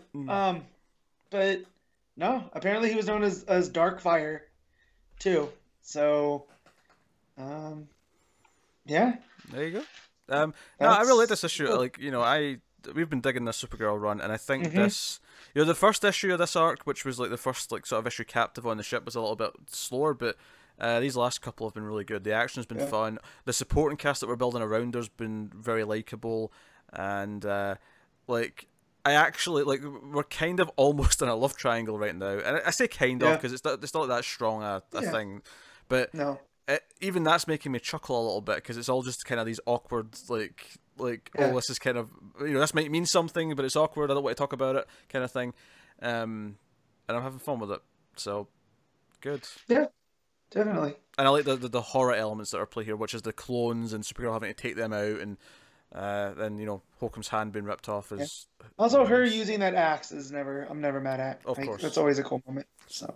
Supergirl's got a giant Thor axe. Why would you be upset about that? Yeah, right? Yeah, the art's just like the last issue, which is to say it's very, you know, bold, nice strong lines, colours is very good. I really have nothing bad to say about it. Yeah, the scenes with Zinder and Reander always look good too. Yeah. Like, so, yeah. It's a very colourful book, because you've got people who are orange, you've got people who are green, like, you got a bright blue and red uniform, like, you've got all these things. It's kind of what I want out of a super book, you know? Like, it's her interacting with all these different aliens. And yeah, so, and even with the Omega Men, and, you know, we're probably getting away from them now, because now it seems like we're back in the original intent of her coming out here. Yeah. You know? And we have what looks like Rogol Zara's home planet, which is on the outskirts of the galaxy. Yep, and they all want to kill Supergirl now, because the hit's been put out. So, what are you giving Supergirl 28? This is a 9. I really enjoyed this one. I'm honestly finding it hard to argue. I'm also going to give it a 9. I'm loving Supergirl right now. So yeah, Connor, wake up. So that'll take us on to Justice League Dark issue 9. I'm paying attention. James Tynion the fourth, writing with Alvaro Martinez and Miguel Mendonca on the art in this issue. It's like, you don't know me, that I hear the word Justice League Dark and wouldn't just perk up immediately. So last issue ended with Chimp and Co taking everyone into Mirror. To run. Yeah. And then the Lords of Order showed up, which is Fate and his cronies, who are explained a bit more in more detail in this issue, who they are. Just real quick, we're getting somebody wearing that full suit, right? Of all the pieces. I really think so, yes. Yeah. Yeah. Because it's like, because obviously Chekhov's gun. You got Fate's helmet, but you've got like these gauntlets of this, and you've got the cape, cloak of that, and you've got the boots of this. So that they're all a different person. Yeah. In the sense that, you know, the helmet is Naboo. So we're getting Super Fate, right? We're getting Super Fate at the end of this. Yeah, like Voltron. Yeah. You know, 5-1. So it's probably going to be one of the members of the Dark, right? Justice League Dark. So who would you think is going to be the one to wear the armor? Because I don't want to say Wonder Woman because that seems too obvious, right? That's the thing. My gut instinct is Wonder Woman or Zatanna. Yeah. I mean, Jason Blood is not Etrigan anymore after this issue, so maybe he can wear it so he can get something to do. There's not many times I'm reading a comic at work and I yell "Holy shit!" in which it draws the attention of other people. That was a moment. Glad I don't pay attention to front covers too much before I read the comic, because this says "Demon No More" on the front. And I didn't see that before I read it. And there was a few pages before it happened. I went, "Are they going to do this?" Because just there was something in the dialogue that I think he says, "Oh, you know, we've been bound by the most powerful magics on Earth," right. And I'm like, "Oh, they're so undoing it." Yep. So and that page where they literally rip him apart from Etrigan is probably the best page in the issue. It's kind of fantastic. I like that. I also like the beginning where we get Khalid's story. And just how disorientating the Tower of Fate is, and even with the panels, you know. I love the first page it uses the helmet as the background for the layouts. Yeah. But there's that page. It's the double page that there's odd angles for all the panels. Yeah, they're just symmetrical. Yeah, it's real cool. I like all that. But yeah, and then we get these guys, I'm gonna call them the Fate Corps. The Fate Corps. Yeah, because the opening stuff with Khalid is basically just he was starting to hear arguments between Kent Nelson and Naboo, and it kind of led to him getting put in the jar, which is what we've been dealing with, and Man Bat took him out. Just casually put him in the jar. Just casually put him in the jar. So Connor, you're a go-to Fate guy, right? Yeah. Like you've read more than me or Pete. Naboo always a dick. Or is it something that Nelson always has to he has to counterbalance it and be like, no, we can't do that. Yeah, he's always a dick. Okay.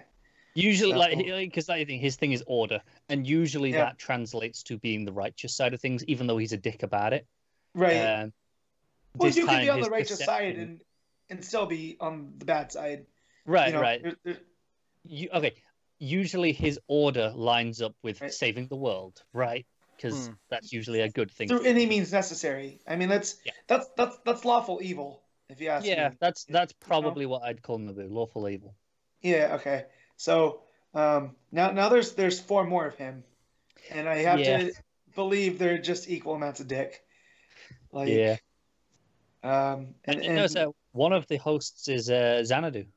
Yeah, which she kind of got the short end of it because she just got a cloak that she has to wear like a mask. Didn't get the cool breastplate or the gauntlets or the boots. Nope, she got the cloak of Sira. Yeah. But it makes her look cool. Yeah. And Chimp not knowing what to do, and then Blue Devil showing him up. He's like, "No, you use the sword to recall everybody back." He's like, "I can do that? How'd you know?" Well, I read the instructions. Yeah, they basically just regroup, and then it's like, okay, ready to prepare, but it's like, nah, shit. I mean, Mirror may already be lost because, you know, the Fate Corps, as Matt puts it, is, you know, laying waste to Mirror. I love that Bobo's reaction to Etrigan and Blood being split is the exact same as everyone else. Just, oh, shit. Yeah. And then Etrigan taken off back to hell, you pansy. I think it's interesting. You'd be a hero. I think it's interesting that Blood actually is upset about this. He's like screaming for Etrigan as he's been taken away. Yeah. Well, But because I always got it that when it first happened, he was upset that he was bound by him, kind of like the Yeah. Hulk. Yeah. But then he ended up learning to like, over, hey, I over can a do a lot of thousand good. years, they kind of came Yeah. to a bit of a agreement. yeah, Yeah, I think the moment plays well though. I think the moment plays really smart in how it handles it, and how it portrays it, and like you say, Chimp's reaction and everything else. But I have to admit though, I didn't love this issue as much as you two did, and That's because you're an awful person. like this book's really frustrating for me because when it veers more into horror, I tend to love those issues. Right, you go back to the first couple of issues, you go to that Tales from the Crypt style issue with Man-Bat. Love that issue, right? Everything with Mirror, I've just been kind of like, it's okay. So this is how I found out that Tynion's exploiting mice. So I love relics, right? Like I'm a huge Indiana Jones fan for this kind of things. So if you give me magic and you associate them with relics, and like they take over somebody, I'm there. Hey Matt, like, Matt, I'm all for that as long as we don't actually see that much of the magic being used. I like it being something that's kind of spoken of that we never see. Yeah. Like, I don't care. You give me, Barbara and Minerva, right? You give me her hunting for one of these relics, but we never really see it get used beyond maybe a little bit at the end. I'll be into that story. Well, again, this all makes sense again because I love Barbara and Minerva. What he just described there was issue 8. Yes, exactly. I don't know how much I love that issue.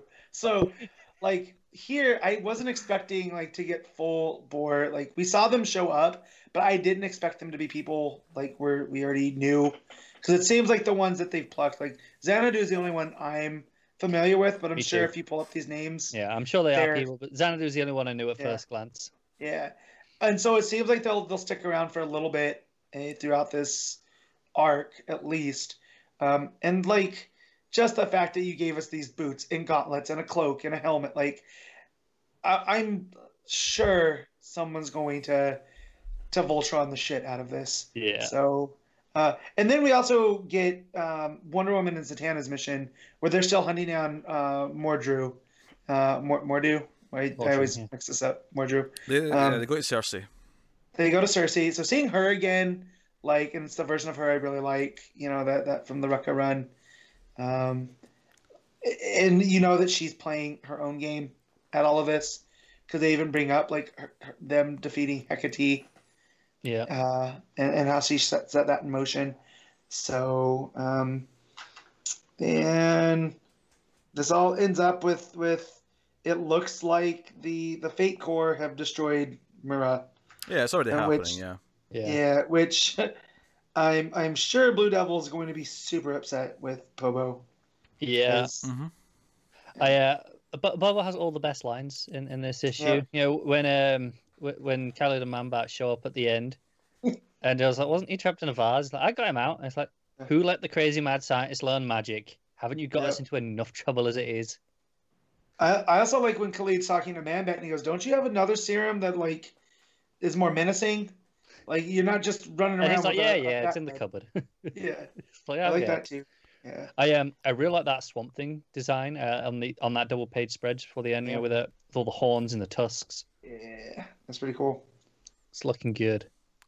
Yeah, I'm really enjoying this. Like this issue was like, again, Etrigan being pulled apart, which I'm only familiar with him from Demon Knights and onward. I have never been that into Etrigan, but I know enough about him that this is a huge moment, and he's running back to hell. So, maybe we'll see a new demon that Blood bonds with, and he can still be the demon. Even if they come back, I'm like, it still had a huge moment in the issue because it was totally unexpected, and I can see him coming back and choosing to get rebound for the sake of the partnership, like because they, like over the 1,000 years they've come. And if I remember Demon Knights right, Xanadu was their lover, and she was playing both of them. Yeah. So if they want to play into that, there's that now too. It's a bit of a classic trope, but I'm always a sucker for something that was forced before, but then later on the characters get a choice and choose to re-engage in whatever it was because it gives them their own sense of agency, where him making the choice to do this for the right reasons makes him more of a hero than he ever was before, because it's like it's agency. Yeah, I think I'd like to find out. Etrigan, it's not like he just runs off. It sounds like he's summoned to hell now that they're separate, and he doesn't really have a choice in it. See, I don't know. It seems to me like he took off on his own. Like he's like, oh, I'm finally free of this. See you later. You know. Okay. Let me see. I'm gonna because he says Etrigan no, because he goes with Neron's call to hell I'm beckoned. I can't remain another second.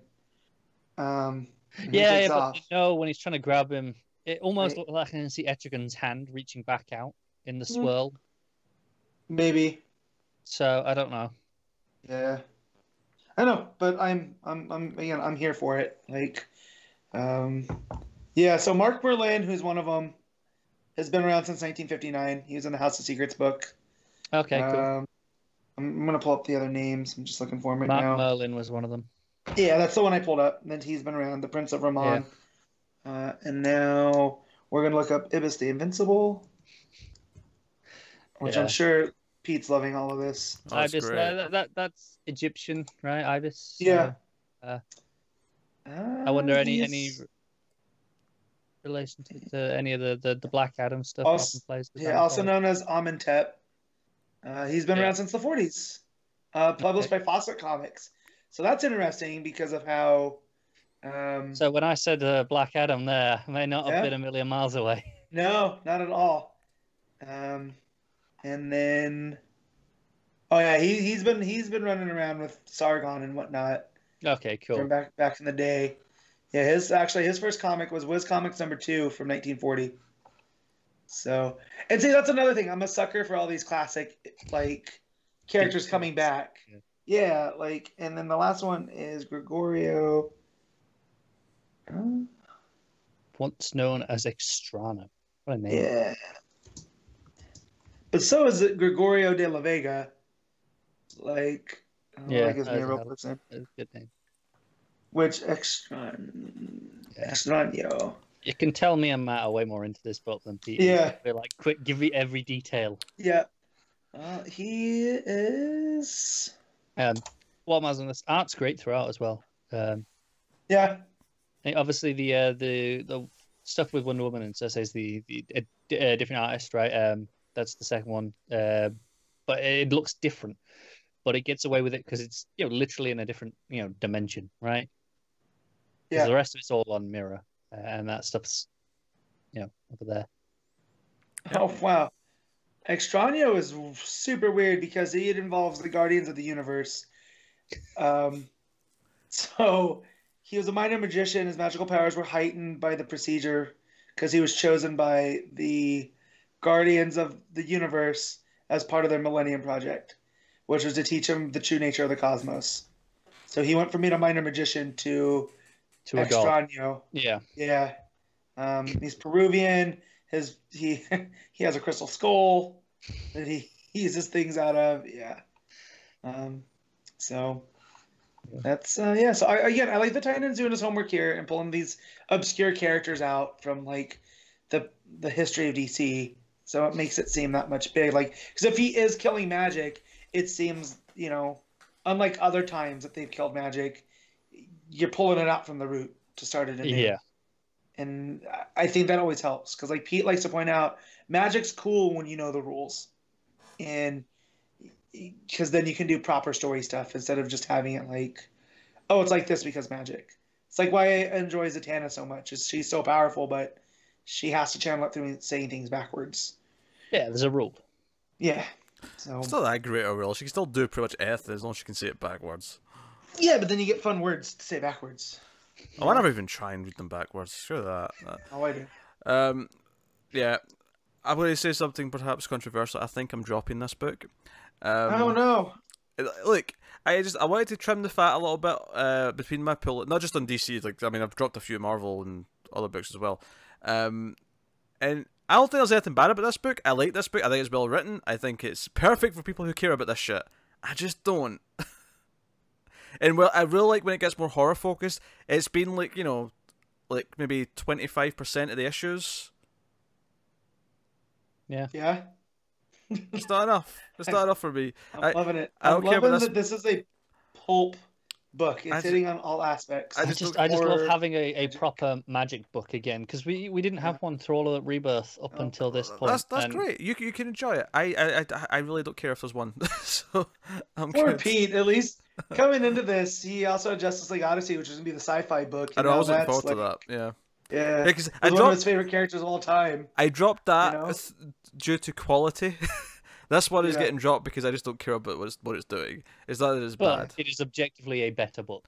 It is a better book, Yes. but I think I'm done, and I think it's an easy one for me to cut and not feel bad about. And you two will talk about it anyway, so it's fine. There's no way we're dropping this. Is there? You don't need me to.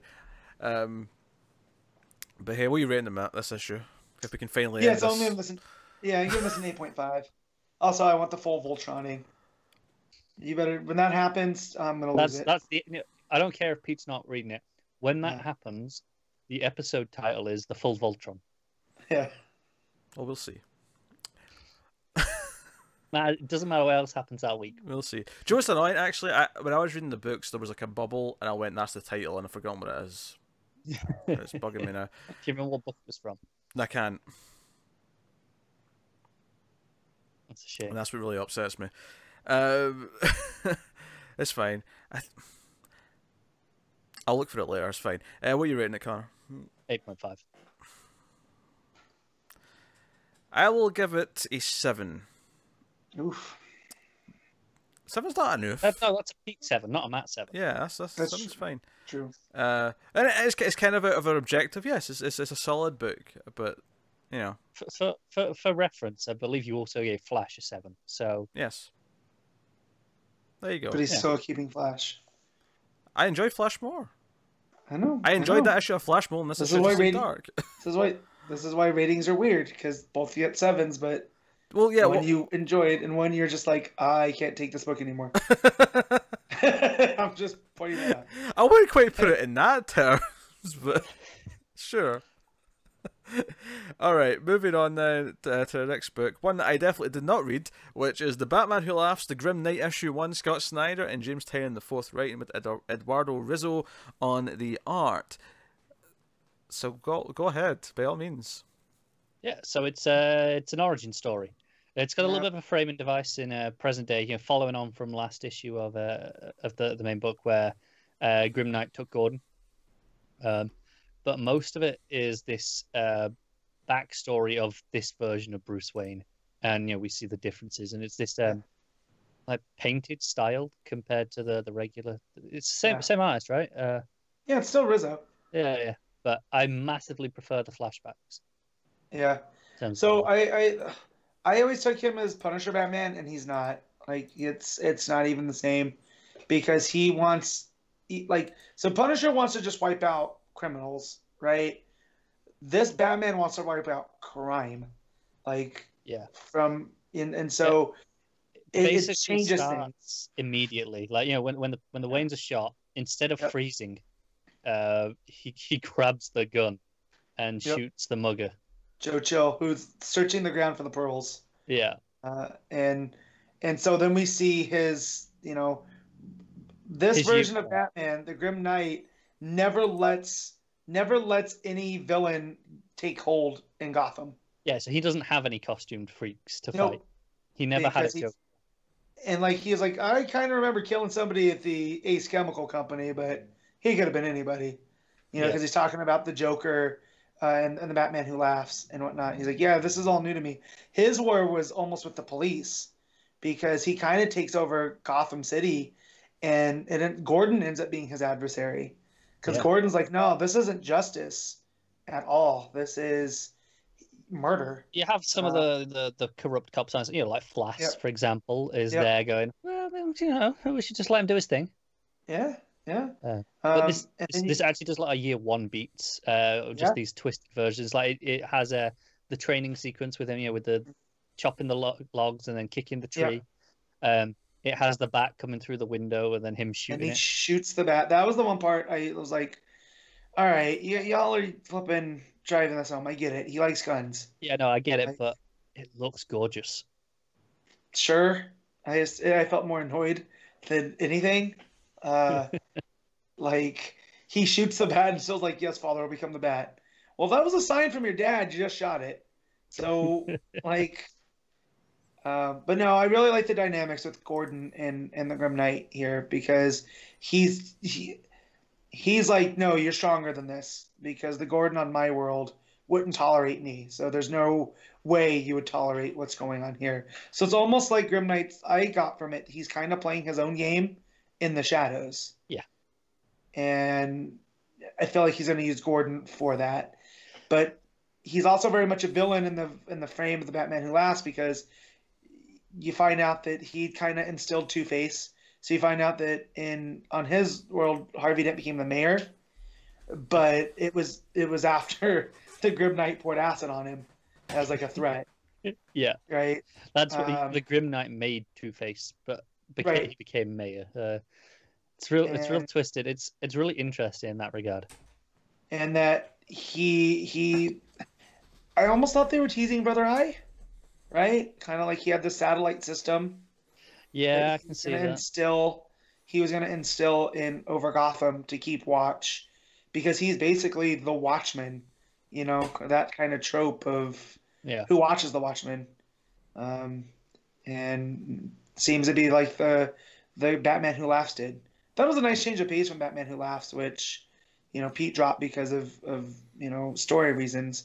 Here was a nice, I thought, change of pace, and it kind of, you know, kind of like the Grim Knight, because I feel like there's more going on here than what we're being told. I feel like this is an interesting subversion on the story, in that it's playing with all these beats. Basically, the idea is Gordon builds a bat signal, but turns into a giant magnet, essentially, to trap him. Capture him. Yeah, and he's like, no, all his task force that he's got there, he's got this tech to obscure their identities, so Batman doesn't know who's there. Right. But turns out he bought it from, you know, Wayne Enterprises, and it's like, oh shit, this sequence of them, you know, just getting decimated. Yeah, I almost see that it's gonna have to be the Grim Knight that brings in our Batman that's been Jokerized, right? Because he's all about order, versus the Batman Who Laughs seems to be about more chaos, right? We were talking about this with Naboo, that he's lawful evil, whereas the other one's, you know, chaotic evil. Yeah. So, there's a reason why we got this one shot, I feel. Yeah, and it's interesting that it doesn't give us the whole story either, because basically Gordon puts it together with a little bit of help from Alfred, who Bruce has put a bomb in his neck and threatens to blow him up if he leaves, but he can't quite go through with it. It's like the one thing he doesn't cross that line. Right. But it ends with, you know, Gordon's got Bruce Wayne's like, right, you're under arrest. And then we cut back to the present day for one last little scene with you know, the Batman Who Laughs stopping him killing this Gordon. He's like, no, he's gonna watch. He's gonna watch what we do. Yeah. But we don't actually see how he got out of that situation with Gordon on his Earth. We don't know quite what happened. So there is more to be told. Yeah, I'm just going back through to see that. And the storytelling really solid. I get how you could feel a bit cynical if you wanted to, of it's just in these pieces, but the way it plays with the year one tropes and then subverts it and does this twisted version, I really enjoy it, especially with the art. Gorgeous. I definitely feel this is where, like, let's say Frank Miller, all he had ever written, you know, was at year one, and this is who that Batman becomes, which is interesting because, well, it's interesting because Snyder pulled a lot from year one. I can see it in his telling. So to have this almost be an ode to that and go, well, no, Frank, that's not where Batman is. You know, like, we're gonna have this version of even Gordon, because it seems like Snyder has this love of Gordon so much that he made him Batman for a little bit, and that you've heard him talk about year one, and that's a Gordon story as much as it's a Bruce Wayne story. Yeah, and this here it is. Gordon's the only man who's able to stand against the Batman. Yep. So I just feel like, again, there's a reason why this is plopped right in the middle of Batman Who Laughs, to fill out the rest of the story, and we'll see where it goes. Like, I'm actually more interested in this thread going forward than I am the rest of it. Me too. So, I was really into this. Cool. So, rating? Solid 8. I'm gonna give it 7.5. That'll take us on then to Titans issue 35, Dan Abnett writing, with Bruno Redondo and Christian Duce both on the art. So, This is 2 issues this week had a trick in it because this villainous character from the made up world turned out to only. His name is Travesty. Yes, his name is we Travesty. should not be surprised. He didn't actually kill the creator, the writer dude. He just faked it, and then he helps rescue Kyle and Natasha, and then they're taking on Mother Blood themselves. But of course, Raven's soul self gets freed here as well, which flies to the other 2 Ravens, both the good one, the bad one. They all unify, and Raven's back in full force and helps fight, and then they all come at the end to try and help Kyle in that fight Mother Blood. And I like how she gets the pep talk.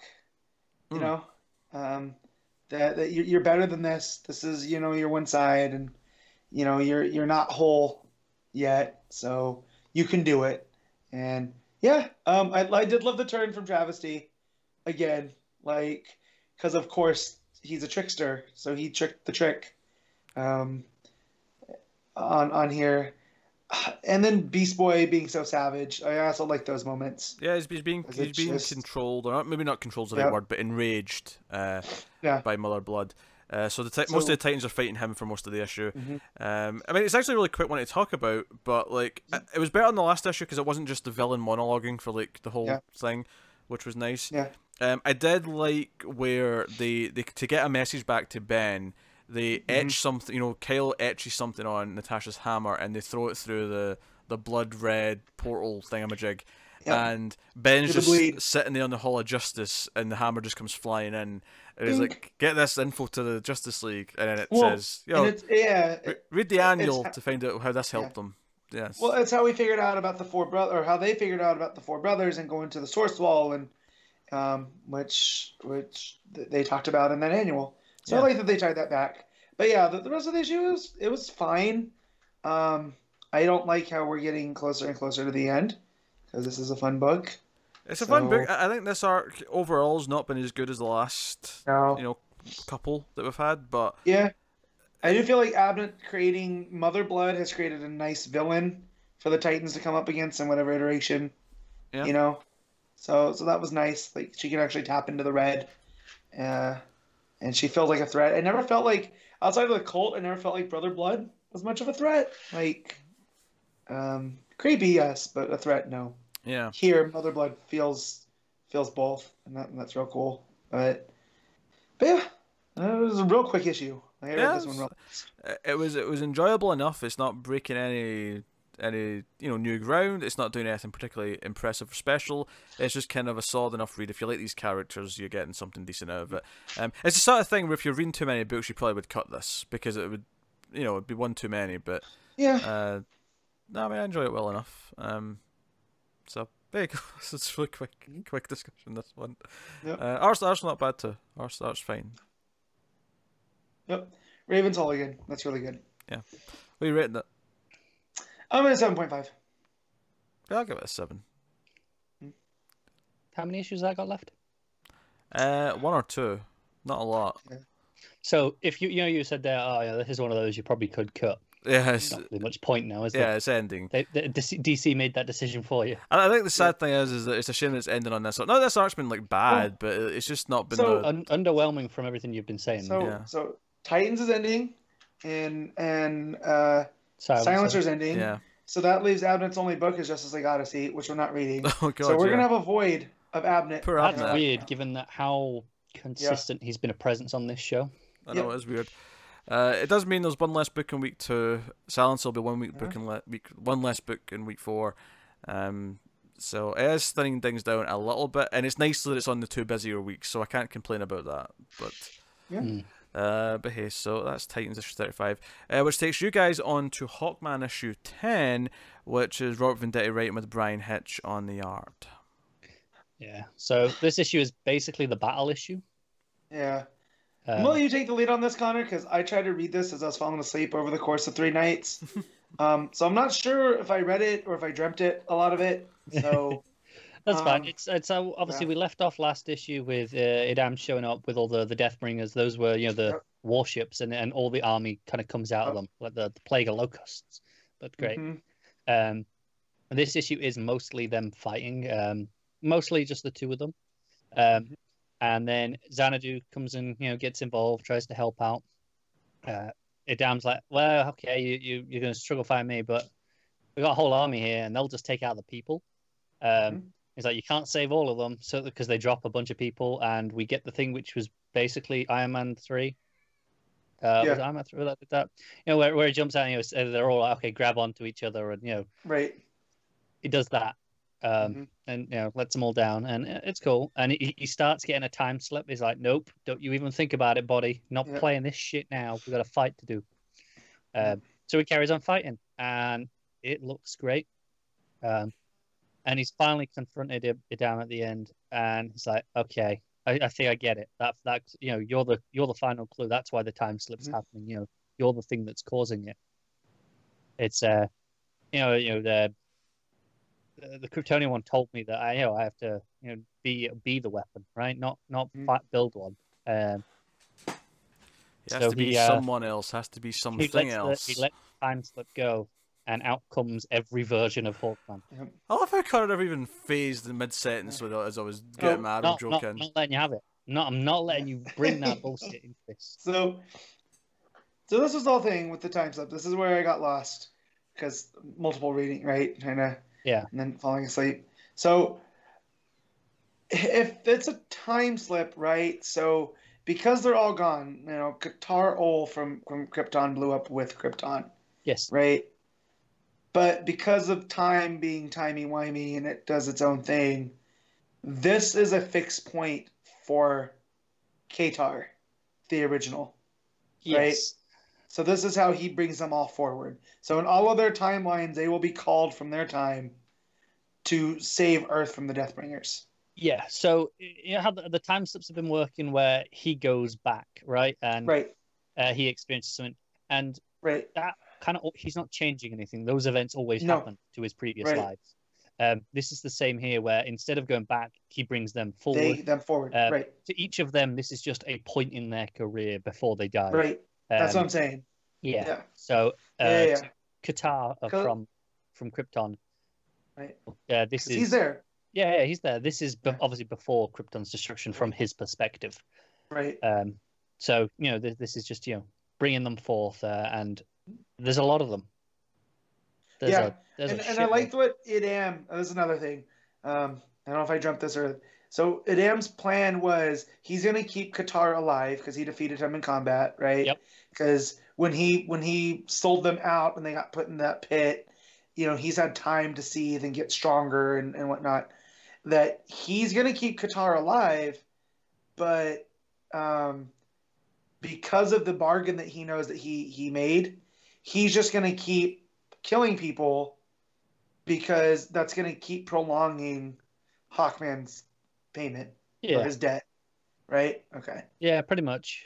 So he's just making it worse for him. All right. He tries to use Hawkman's mace, and Hawkman's just like, nope, and throws it back to him. Yes, he does. Yeah. So now I'm going to have to read this all as a whole, because now that I'm talking about it, the more I'm just like, oh yeah. Venditti's on top of this game still. Yeah. It's a very fast issue to go in, because it is mostly fighting. But it looks great. It's just been killing it on this book. And then when all the Hawkmen arrive, what a double page spread. Well, I like picking through there to see which ones we've seen before, and a lot of them look like there's just one wingmen. that looks a lot like the Rocketeer. Yeah. Which is cool. That's real cool. And then of course you have the Egyptian one, Khufu. Yeah. You have Qatar Ol. You have the little mini guy. You have the Thunderbird. There's a lot here.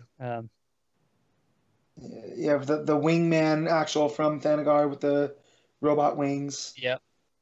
So, yeah, it's real cool. One of them looks like he has Stormbreaker, so I'm gonna like that. That's real cool. Of course you are. Yeah.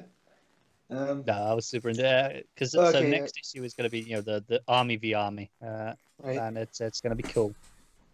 Right. Yeah, man. Venditti, he's got a bad rap, for a couple years, and then over pals in this. Yeah, but he's redeeming him. He's redeeming himself. He's redeeming himself. Like, I almost forget that this is the same guy that ruined Flash for me. All those years ago. I mean, Freedom Fairs is good. I can't really deny that. So yeah, Freedom Fighters. Obviously, and me and Matt are Hawkman. into this. We were into quite a lot of his Hal and Pals. I just saw a really funny headline. I don't know what site it came from. Someone screenshotted it, but it was DC cancels the Wildstorm with issue 24, and even I went, wait a minute. I read issue 1 of that. It said at the top of the front cover, you know, 1 to 24. Like it was counting down to issue 24 the entire time. I never even read that, and I know that. That's the ending of the series. It's not cancelled. It was always going to end This is there. what gets. This is why I have such an issue with the internet anymore. Is that stuff just gets shared because they want to be the first. I've seen the same with Naomi this week. Naomi cancelled it. No, it's not. We were told this is the plan. There's a difference between canceling and ending. I'll give people a little bit of leeway with Naomi, because Naomi, we didn't know that when it first launched. That was something Bendis did on the EMA. Right, it doesn't say a little bit 1 to later. 6. Yeah. Right. Well, there was news of this a few weeks ago, and I guarantee 90% of the sites sharing the headline of cancelled knew this news when they were posting that. Yeah. And they were like, oh, but we can get clicks. Were you rating Hawkman? Was that happening? Yeah, I'll give it an 8. Yeah. How much? 8. 8. Yeah. 7. I'm gonna give it an 8 as well. Yeah. How much? 7.99. Yeah. Okay. Yeah, I'm gonna give it an 8. So it's good. I'm glad I talked about it more, because just again, my brain is now trained that when it's time to read comics at the end of the day, my brain's just like, nope, it's time for sleep. And it took a couple tries. Yeah. So Yeah. I fall asleep reading comics all the time. That's the And I just want to make sure it wasn't because of the story. It's just my brain was overriding.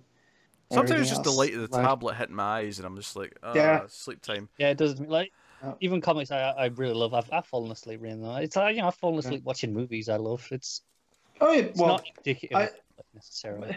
When we fall asleep, it's usually something that we've seen a million times, because your brain gets lulled into this sense of security because it's not new. So, like, we fall asleep watching old episodes of The Office and Parks and Rec and even SpongeBob multiple times. So, yeah. As you do. All right, so we've got one more book, though. We've got one more book to talk about this week. We've got Wonder Twins issue 2, Mark Russell writing with Stephen Byrne on the art. And this is the story of Druncula, who may or may not be related to Connor. So this is a Dracula who's got an alcohol problem. Shut your face. Connor's more of a drunk werewolf. So this is a Dracula who's got a drinking. Now, at first I sort of went, wait, so he drinks too much blood, but then it gets more specific, and he's like, no. He keeps feeding on people who have been drinking alcohol, so he has an alcohol problem through the blood that he drinks. So he's 30 days sober. And he's with this kind of like beast, because this other villain gets out of prison. This what was his name? The Scrambler. The Scrambler. Yes. You know how I remember that? He's got an egg in his outfit. Yeah. And it's not a scrambled egg. It's not a scrambled egg. Fried egg. I know. Yeah. Frustrated me as I was like, come on, Scrambler, be on brand. Yes. So the Scrambler swaps bodies, and he traps the guard in the prison, and he gets out, and he calls Lex Luthor. He's like, when's the next meeting for the Legion of Doom? Which cracked me up immediately, because I'm like, who is this asshole? I've never heard of him. And he's like, oh, well, the spot's been filled up, but we do have this other like sub team that you can go and join. And it was the League of like Irritating or something like that. I think someone said at some point. Annoyances. That was it. League of Annoyances. League of Annoyance. Yes. And he goes and joins this team, and this is where we meet Druncula and some other characters who are odd. Prey Mantis, but and really, then possibly my favorite one. Do you know what this made me think of? Amphetamine killed me off. Yes, that was good. This is basically the PTA. This is like mums who get together and because it was when the woman pulls out like I made up plans all night of like, how to lure evil children into the ranks, and it was like and they're all like, yeah, excellent. This is a mum who like gets out like her like plan for like the baking like thing that's coming out of the bake off or whatever they do. The bake sale. The bake sale, yeah thank you. But we're gonna put drugs in them. And they're like, so Druncula, what you got? And like, Baron, I'm more than just my drinking. And he wants to start a bunch of trolls on Twitter. Yes. And like, well, take them down. So they'll be so distracted with all the bad social media that the Justice League won't have time to do anything else. Yeah, and Prey Mantis like, all right, I was just hoping for a plan that had more biting. Yes. So he gets talked into this, right? He gets talked into going and biting some people at a non-alcoholic place. It's like a kids' restaurant or something like that. And the Wonder Twins get sent out to deal with it. He's like, oh, we're going to deal with this. And the end of the issue is that after they've caught him, there's no room in the actual holding cell, so they get sent to this Lex run place where they hold criminals overnight. Which is where Scramble broke out of. Yeah. Right. So there's this whole undercurrent about the United States prison system. Oh yeah, I was going to get to this, because this is something that the Wonder Twins themselves talk about. But I was going to get to the field trip after this. But it ends with him being put in a holding tank with all the drunk perps. So when they go in the last page, they find him like with all these people bitten, and he's just drunk. He's like, I was 30 days sober. I didn't want this. Yeah. And he's just. They feel terrible. I feel like I shouldn't be laughing because this is like he's a victim of his addiction. Yes. Right. Like. But at the same time, they put him in a drunk tank, and he's a vampire. So what else is he gonna do? Do you know what I'm really shocked at with this book is the first issue was really funny and likable, and we really enjoyed it. This issue was just as funny, it was just as likable, but it's actually got social commentary in it. From what I hear, that's Russell's thing. Right. The first issue, this was an anomaly to kind of ease people in, whereas no, the social commentary is what he does. Once I get caught up on some of the other books that I have that I want to read, I want to go back and read his Flintstones. Because I heard that has social commentary all peppered throughout. Yeah, because they get taken to because the field trip to the usual place gets cancelled because of budget cuts. So they're taken to the prison because they'll have them for free, and they're getting walked through the prison, which I felt was weird. And first of all, they're just walking them through the general pop of all the prisoners sitting around. I love that Zan, though, is like, are we going to an aquarium or a zoo or whatever fun place? We're going to a prison. And they've got the prisoners doing call center work in the prison. And I think I cracked up a lot at the prisoners. Yes, we can install your home security system. And I just started laughing. And because she has one of this really good point when the guide's like, 9 out of 10 people who get learn some vocational skills in here get jobs afterwards and never get reoffend, never come back to prison. Right. And she's like, so what you're saying is that 90% of your prisoners shouldn't have been here in the first place if they'd learned how to do this, actually got educated in the first place.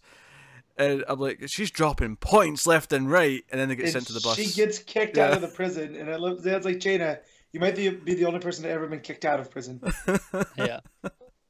This was cracking me up, but it has a point. Because even the social media joke was kind of a point in a way. It was like, he's a Reddit troll. That's what he wants to do. Druncula, and he wants to be called Baron Nightblood. Baron Nightblood. That gave me the solid laugh because that's like trying to give yourself a nickname. Yeah. And it's like, no, we're not calling you that. You don't get to give yourself a nickname. You're given one. And Druncula, just like, that's up there with Blackula. Like...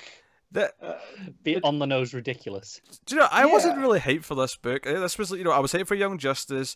I was very curious about Naomi. This was one that was just kind of like, I'll check this out. I'm sure it may be good, but like. And here's my one problem with this book. Okay. It doesn't feel like a Wonder Comics. This just feels like it almost feels like a DCU, like sure. In that era. I agree. I could see this in DCU. I could see that. Yeah, and I feel like Wonder Comics have this thread that are all pulled together. Like we're gonna have Dial H. And we're gonna have Naomi and Young Justice, and I'll be curious to see if Dial H for Hero feels more like the first two or more like this one, where it feels like just a separate thing. So and that's weird to have this be my only real problem. I think it doesn't feel like Wonder Comics. I think it's because of these two characters who are from this other planet. They're kind of pre-established. Whereas obviously Young Justice are pre-established, but they're Young Justice, right? They're the young teens of the superheroes, right? And then Naomi's this new teen character. And I assume Dial H for Hero, the main character, will be this new teenager, so he'll probably feel like he still fits with Wonder Comics. This one feels a little bit different in that it's like, here's these things that are kind of separate and they've pre-established from elsewhere before. Yeah, but it's one of those where they're relatively new on Earth in this version of the story. Yeah. So it's kind of still playing on that new hero trope. I don't think it's a complaint, though, because I think it's like, if the book's good, the book's good, and we can just, Yeah, that's what I mean. But I just like, because then there's like references to the Legion of Doom and stuff that Lex is doing, and then you have Beast Boy as an actor, which we had seen in Teen Titans. Like he had his house because he was famous. I love the pair of this is what I've got to look forward to, and this is what I've got to look forward to. Different reactions to it. Also, the joke about Zan transforming into a gas in his sleep, and they wake up thinking it's a sauna. Because they asked Beast Boy, because Beast Boy's all excited that Jaina also is an animal. She changed into animals. And he's like, do you ever change in your sleep? And she's like, oh, I don't think so. And Zan's like, oh, yeah, I have. But then you also get the end of Beast Boy's story where he sleep changed into a tarantula and Nightwing almost smashed him with the spatula. Like, and then put him back to bed. That's when he started taking pills for it. Yeah. Which I thought was pretty funny. So, like, again, it feels like it's in universe, but also feels like it's not, which was kind of the DCU in a nutshell, because that was Starfire. Starfire was an amazing book. Like, I love that series so much. But it also felt just out of continuity enough that it, it was its own thing. And that's how this one feels. Same with that Bizarro story. That said, I will give Scott Snyder major props if in an issue of Justice League soon we get this sassy computer in the Hall of Justice. Oh, I hope so. That'd be amazing. I will give him points for including that. And we get Gleek, because Zan forgot that he ordered a trained circus monkey that came via mail. That's right. Which I thought, because he has no attention span and he's forgotten. It's so easy to buy things. Yeah, I really hope, if we don't get like a season 2 of Wonder Twins, I hope Mark Russell has another 6-issue book in phase 2 of Wonder Comics. Yeah. Ideally with Stephen Byrne again, because, oh my god, the art is so good. It's so expressive. It's perfect for this style of story. Yeah. I would love him on the Teen Titans, in like a Teen Titans Go kind of vibe. Yes. But done this style, not so cartoony. Also, it's worth mentioning, the Omega on a break, Bendis did confirm on Twitter that Campbell will be back for the art for the second run, so it means nothing to Connor, but for us, that's no. We said that in the AMA originally. That was the whole because that was the whole point for the break, is so that Campbell can still do all of it. That's fair. Okay, well, this is good news anyway. News or not, this is good. So no, it's good information. It's not news. Yeah. Good information then. Connor's such a pedantic prick at times. You want to wring his ginger little neck out the window. We did speak about that. That we already had that discussion when it was news. Now you're just telling them information again. Do I know what covers me a prick right now? Is because Connor will forget almost every news story we ever talk about in the TV or movie news, and then act like whoa, we never talk about this, right? But he's giving me shit for one thing I've forgotten. It's true. On this show. True. That's exactly why I'm doing it. Every single time a trailer comes up, he's like, I don't remember this movie. He's like, Connor, we spoke about this trailer on Trailer Talk. We talked about this. It was a whole segment. There's just so many trailers. Anyway, what are we rating Wonder Twins issue 2, Matt? I'm going to give it an 8.5. Connor? 8.5. 8.5 for me as well. There you go. 8.5s all around. Really good. Very, very, very, very good. So that does take us on. We've got 2 segments left. We've got the best of the week, which we pick our favourite things, and then I've got a special thing I want to talk about after that. I've got a little surprise. Well, hurry up, because my dinner's just arrived. Very good. So best things of the week. We've talked about favourite panel / moment, favourite art of the week, favourite cover, and top 5 books. So Matt, what was your favourite panel / moment of the week? So I have to do it because it made me a holy shit at work, and that's when they rip Jason Blood from Etrigan. God damn you. That's fair. Sorry. Connor? You can pick it too, Connor. Just for the sake of being slightly different, I will go with the follow-up panel of Bobo going, oh shit, because I felt that. Because that was me, and I turned the page, I'm like, okay, Tynion, you're on to me. Yep. I'm going with Wonder Woman. I'm going with Wonder Woman catching the foot of the Titan. Yeah, it was between that and like them reacting to seeing the Titans and be like, there's 2 Titans. It's not just one. There's 2 of them. Yeah. So I'll go with that. Best cover of the week, Matt. Ooh, this one's tough. I have to look at all of the. Yeah, I have to look at some variants. I can tell you what it's not. It's not Superman, because get that out of my eyes right now. What was the Superman cover? It was a Liefeld. Ooh. What, the variant? Yeah. Yeah.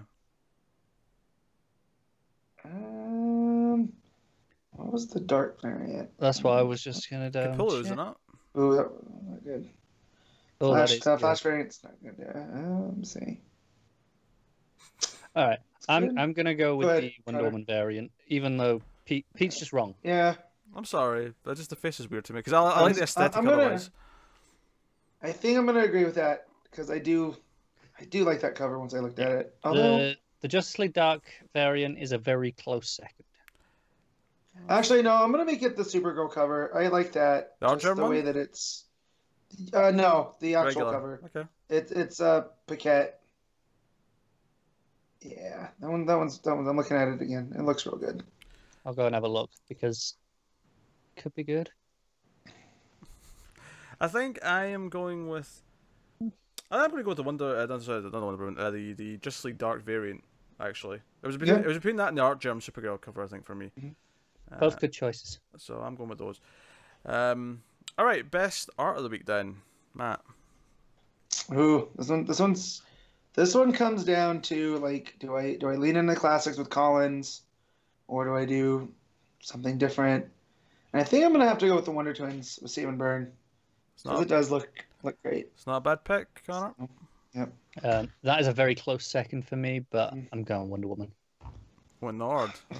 Yeah, what a surprise, right? I'll actually go with Supergirl. Supergirl by Pansica. I really like the art in that issue, so go with that. So top 5 books of the week then, Matt. So number 1 is Supergirl. Number 2 is, I'm trying to remember everything I gave an 8.5 to. So because there's a bunch. I'll go number 2 is Justice League Dark. Number 3 is Wonder Twins. Number 4 is Wonder Woman, and number 5 is Hawkman. Yeah. Cool, Connor. Justice League Dark, Wonder Woman, Wonder Twins, Hawkman, Batman Who Laughs. Okay.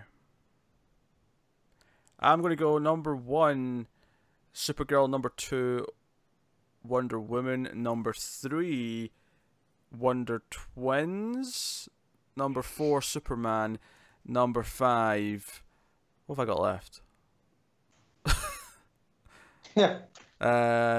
Flash or Titans, right? Yeah. Go with Flash. Flash at number 5. There you go. Oh, I'd just say Dark as well, technically, but I was... Yeah, but you dropped it, so therefore it wasn't going to end up exactly. in your top 5. But here's the question. Justice League Dark or Titans? Because they were the two that were the lower bulk. Justice League Dark's probably better than Titans. Yeah. Fair enough. I'd say that, yeah. There you go. And also, one of the things we do is we ask on the Twitters every week at DC Comics Podcast on the Twitters for people's favourites of the week and reasons why. I will confess, I did leave it kind of last minute to ask this week. I forgot to ask last night. Again.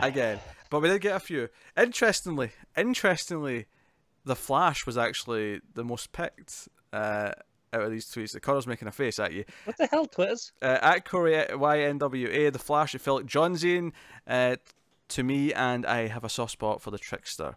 We also had at the McComb Factor. The Flash, I really liked the issue after all the Force Quest stuff. It wasn't very high on. So, but we did get one vote for Justice League Dark from at Double Duce 22. Justice League Dark, even though this one wasn't as top quality as it had been, so he says it's not as good, but it's still the best of the week. I don't get it. But then again, no, that's a sign of how strong the book is. If this is the weaker issue, and it's still easily the best book of the week. Sure. I've been really digging the Other Kind storyline, which wasn't really in this one as much, admittedly, but no. So yeah, that's my bad for not asking until very last minute. But I will implore myself to do so next week. So yeah, by all means, go to at DC Comics Podcast, and you can follow us on there and respond to that. But also just get general updates and talk to us about comics and shit. And when we have a questions episode, which we normally would next week, but because Matt has to leave early next week, we have a tighter episode. So maybe a slightly shorter one next week. But that's okay. I'm looking at the number of books there are for me for next week, and I don't have a lot. Yeah, none of us do. I'm getting to that in a second. I'll do that before I talk about my special thing. So coming next week on the show, we have Batman 67, Justice League 20, Shazam issue 4, unless it's moved, but it was here originally. Let me see. Aquaman. Shazam? All right. Don't see it? No Shazam. Okay, no Shazam. That's even less next week then. Aquaman 46 and Naomi issue 3. So yeah, I have 4 books next week. I have 4 books. I have 3. You have 3, exactly. There's not a lot of books next week. So you know, but we also have next week that we're not covering is Teen Titans 28, Damage 15, and Nightwing 58. Although me and Connor, I guess, will get to that. We will do punishment picks next week, which means what? Nightwing 53. 53? 53, and then There you'll you go. also do a Red Hood. Ugh, I suppose. So that's what's coming next week. So, yeah, so this was one special thing I wanted to talk about from this week that I thought was very notable. Something from the annals of the history of our podcast that I think is worth mentioning. This week, I got a live-action Cold Snap on a TV show. Oh, snap. Black... And it's not the show you'd have expected it on either. Black Lightning had Cold Snap in it, and you know, so there's, I don't want to get any spoilers out, that I won't, but basically there's like a meta getting up, and there's like a bit of text comes up saying who they are, and it says, you know, code name Cold Snap, and it said Cold Snap, and I damn near let out like a howl of laughter. And I couldn't wait to talk about it. I would have put money on if there was Cold Snap on one of these shows. I'd have put money on Legends or Doom Patrol before before anything else. I know, but no, we got a Cold Snap. Would have been lower on that list. Me and Cary are actually recording TV Multiverse later tonight. We got delayed twice in getting to it, but it's doing that tonight. But I wanted to mention it on this show because the reason why I thought it was funny is because of how much I laughed at it back in the early Justice League issue that we talked about it back in like episodes. The Legend of Cold Snap. Whatever. That's the title of it. If you want to find it. Yeah. If you want to search that on our YouTube channel, that'll pop up. So funnily enough, too, Cold Snap came up the first time they appeared was in Batman and the Outsiders, which Black Lightning was a part of. So, yeah. Like flipping Z level Captain Cold. And I'll tell you this, his suit's frustrating. He's not treated very well on the show. He's treated like a bit of a chump. So he's treated like Cold Snap. Yeah. So yeah, he's very cold snappy, and that's it. Ooh.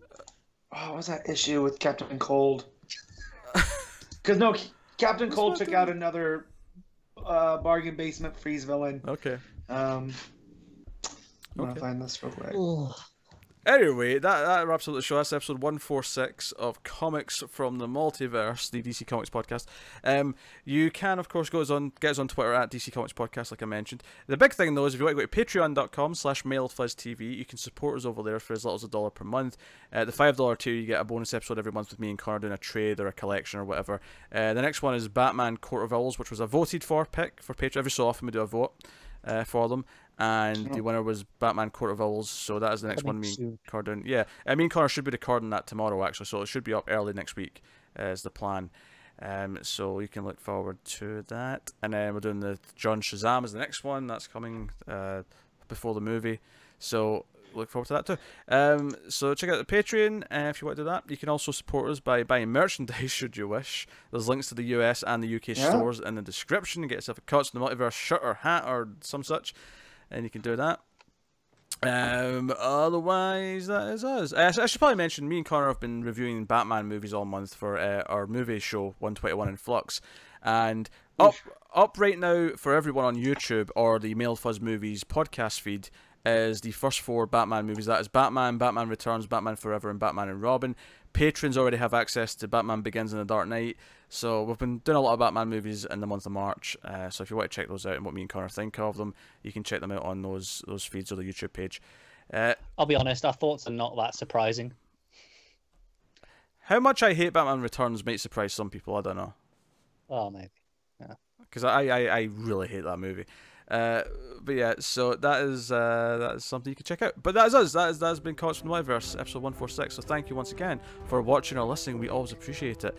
Keep reading DC Comics, and always remember to never get lost in the Speed Force.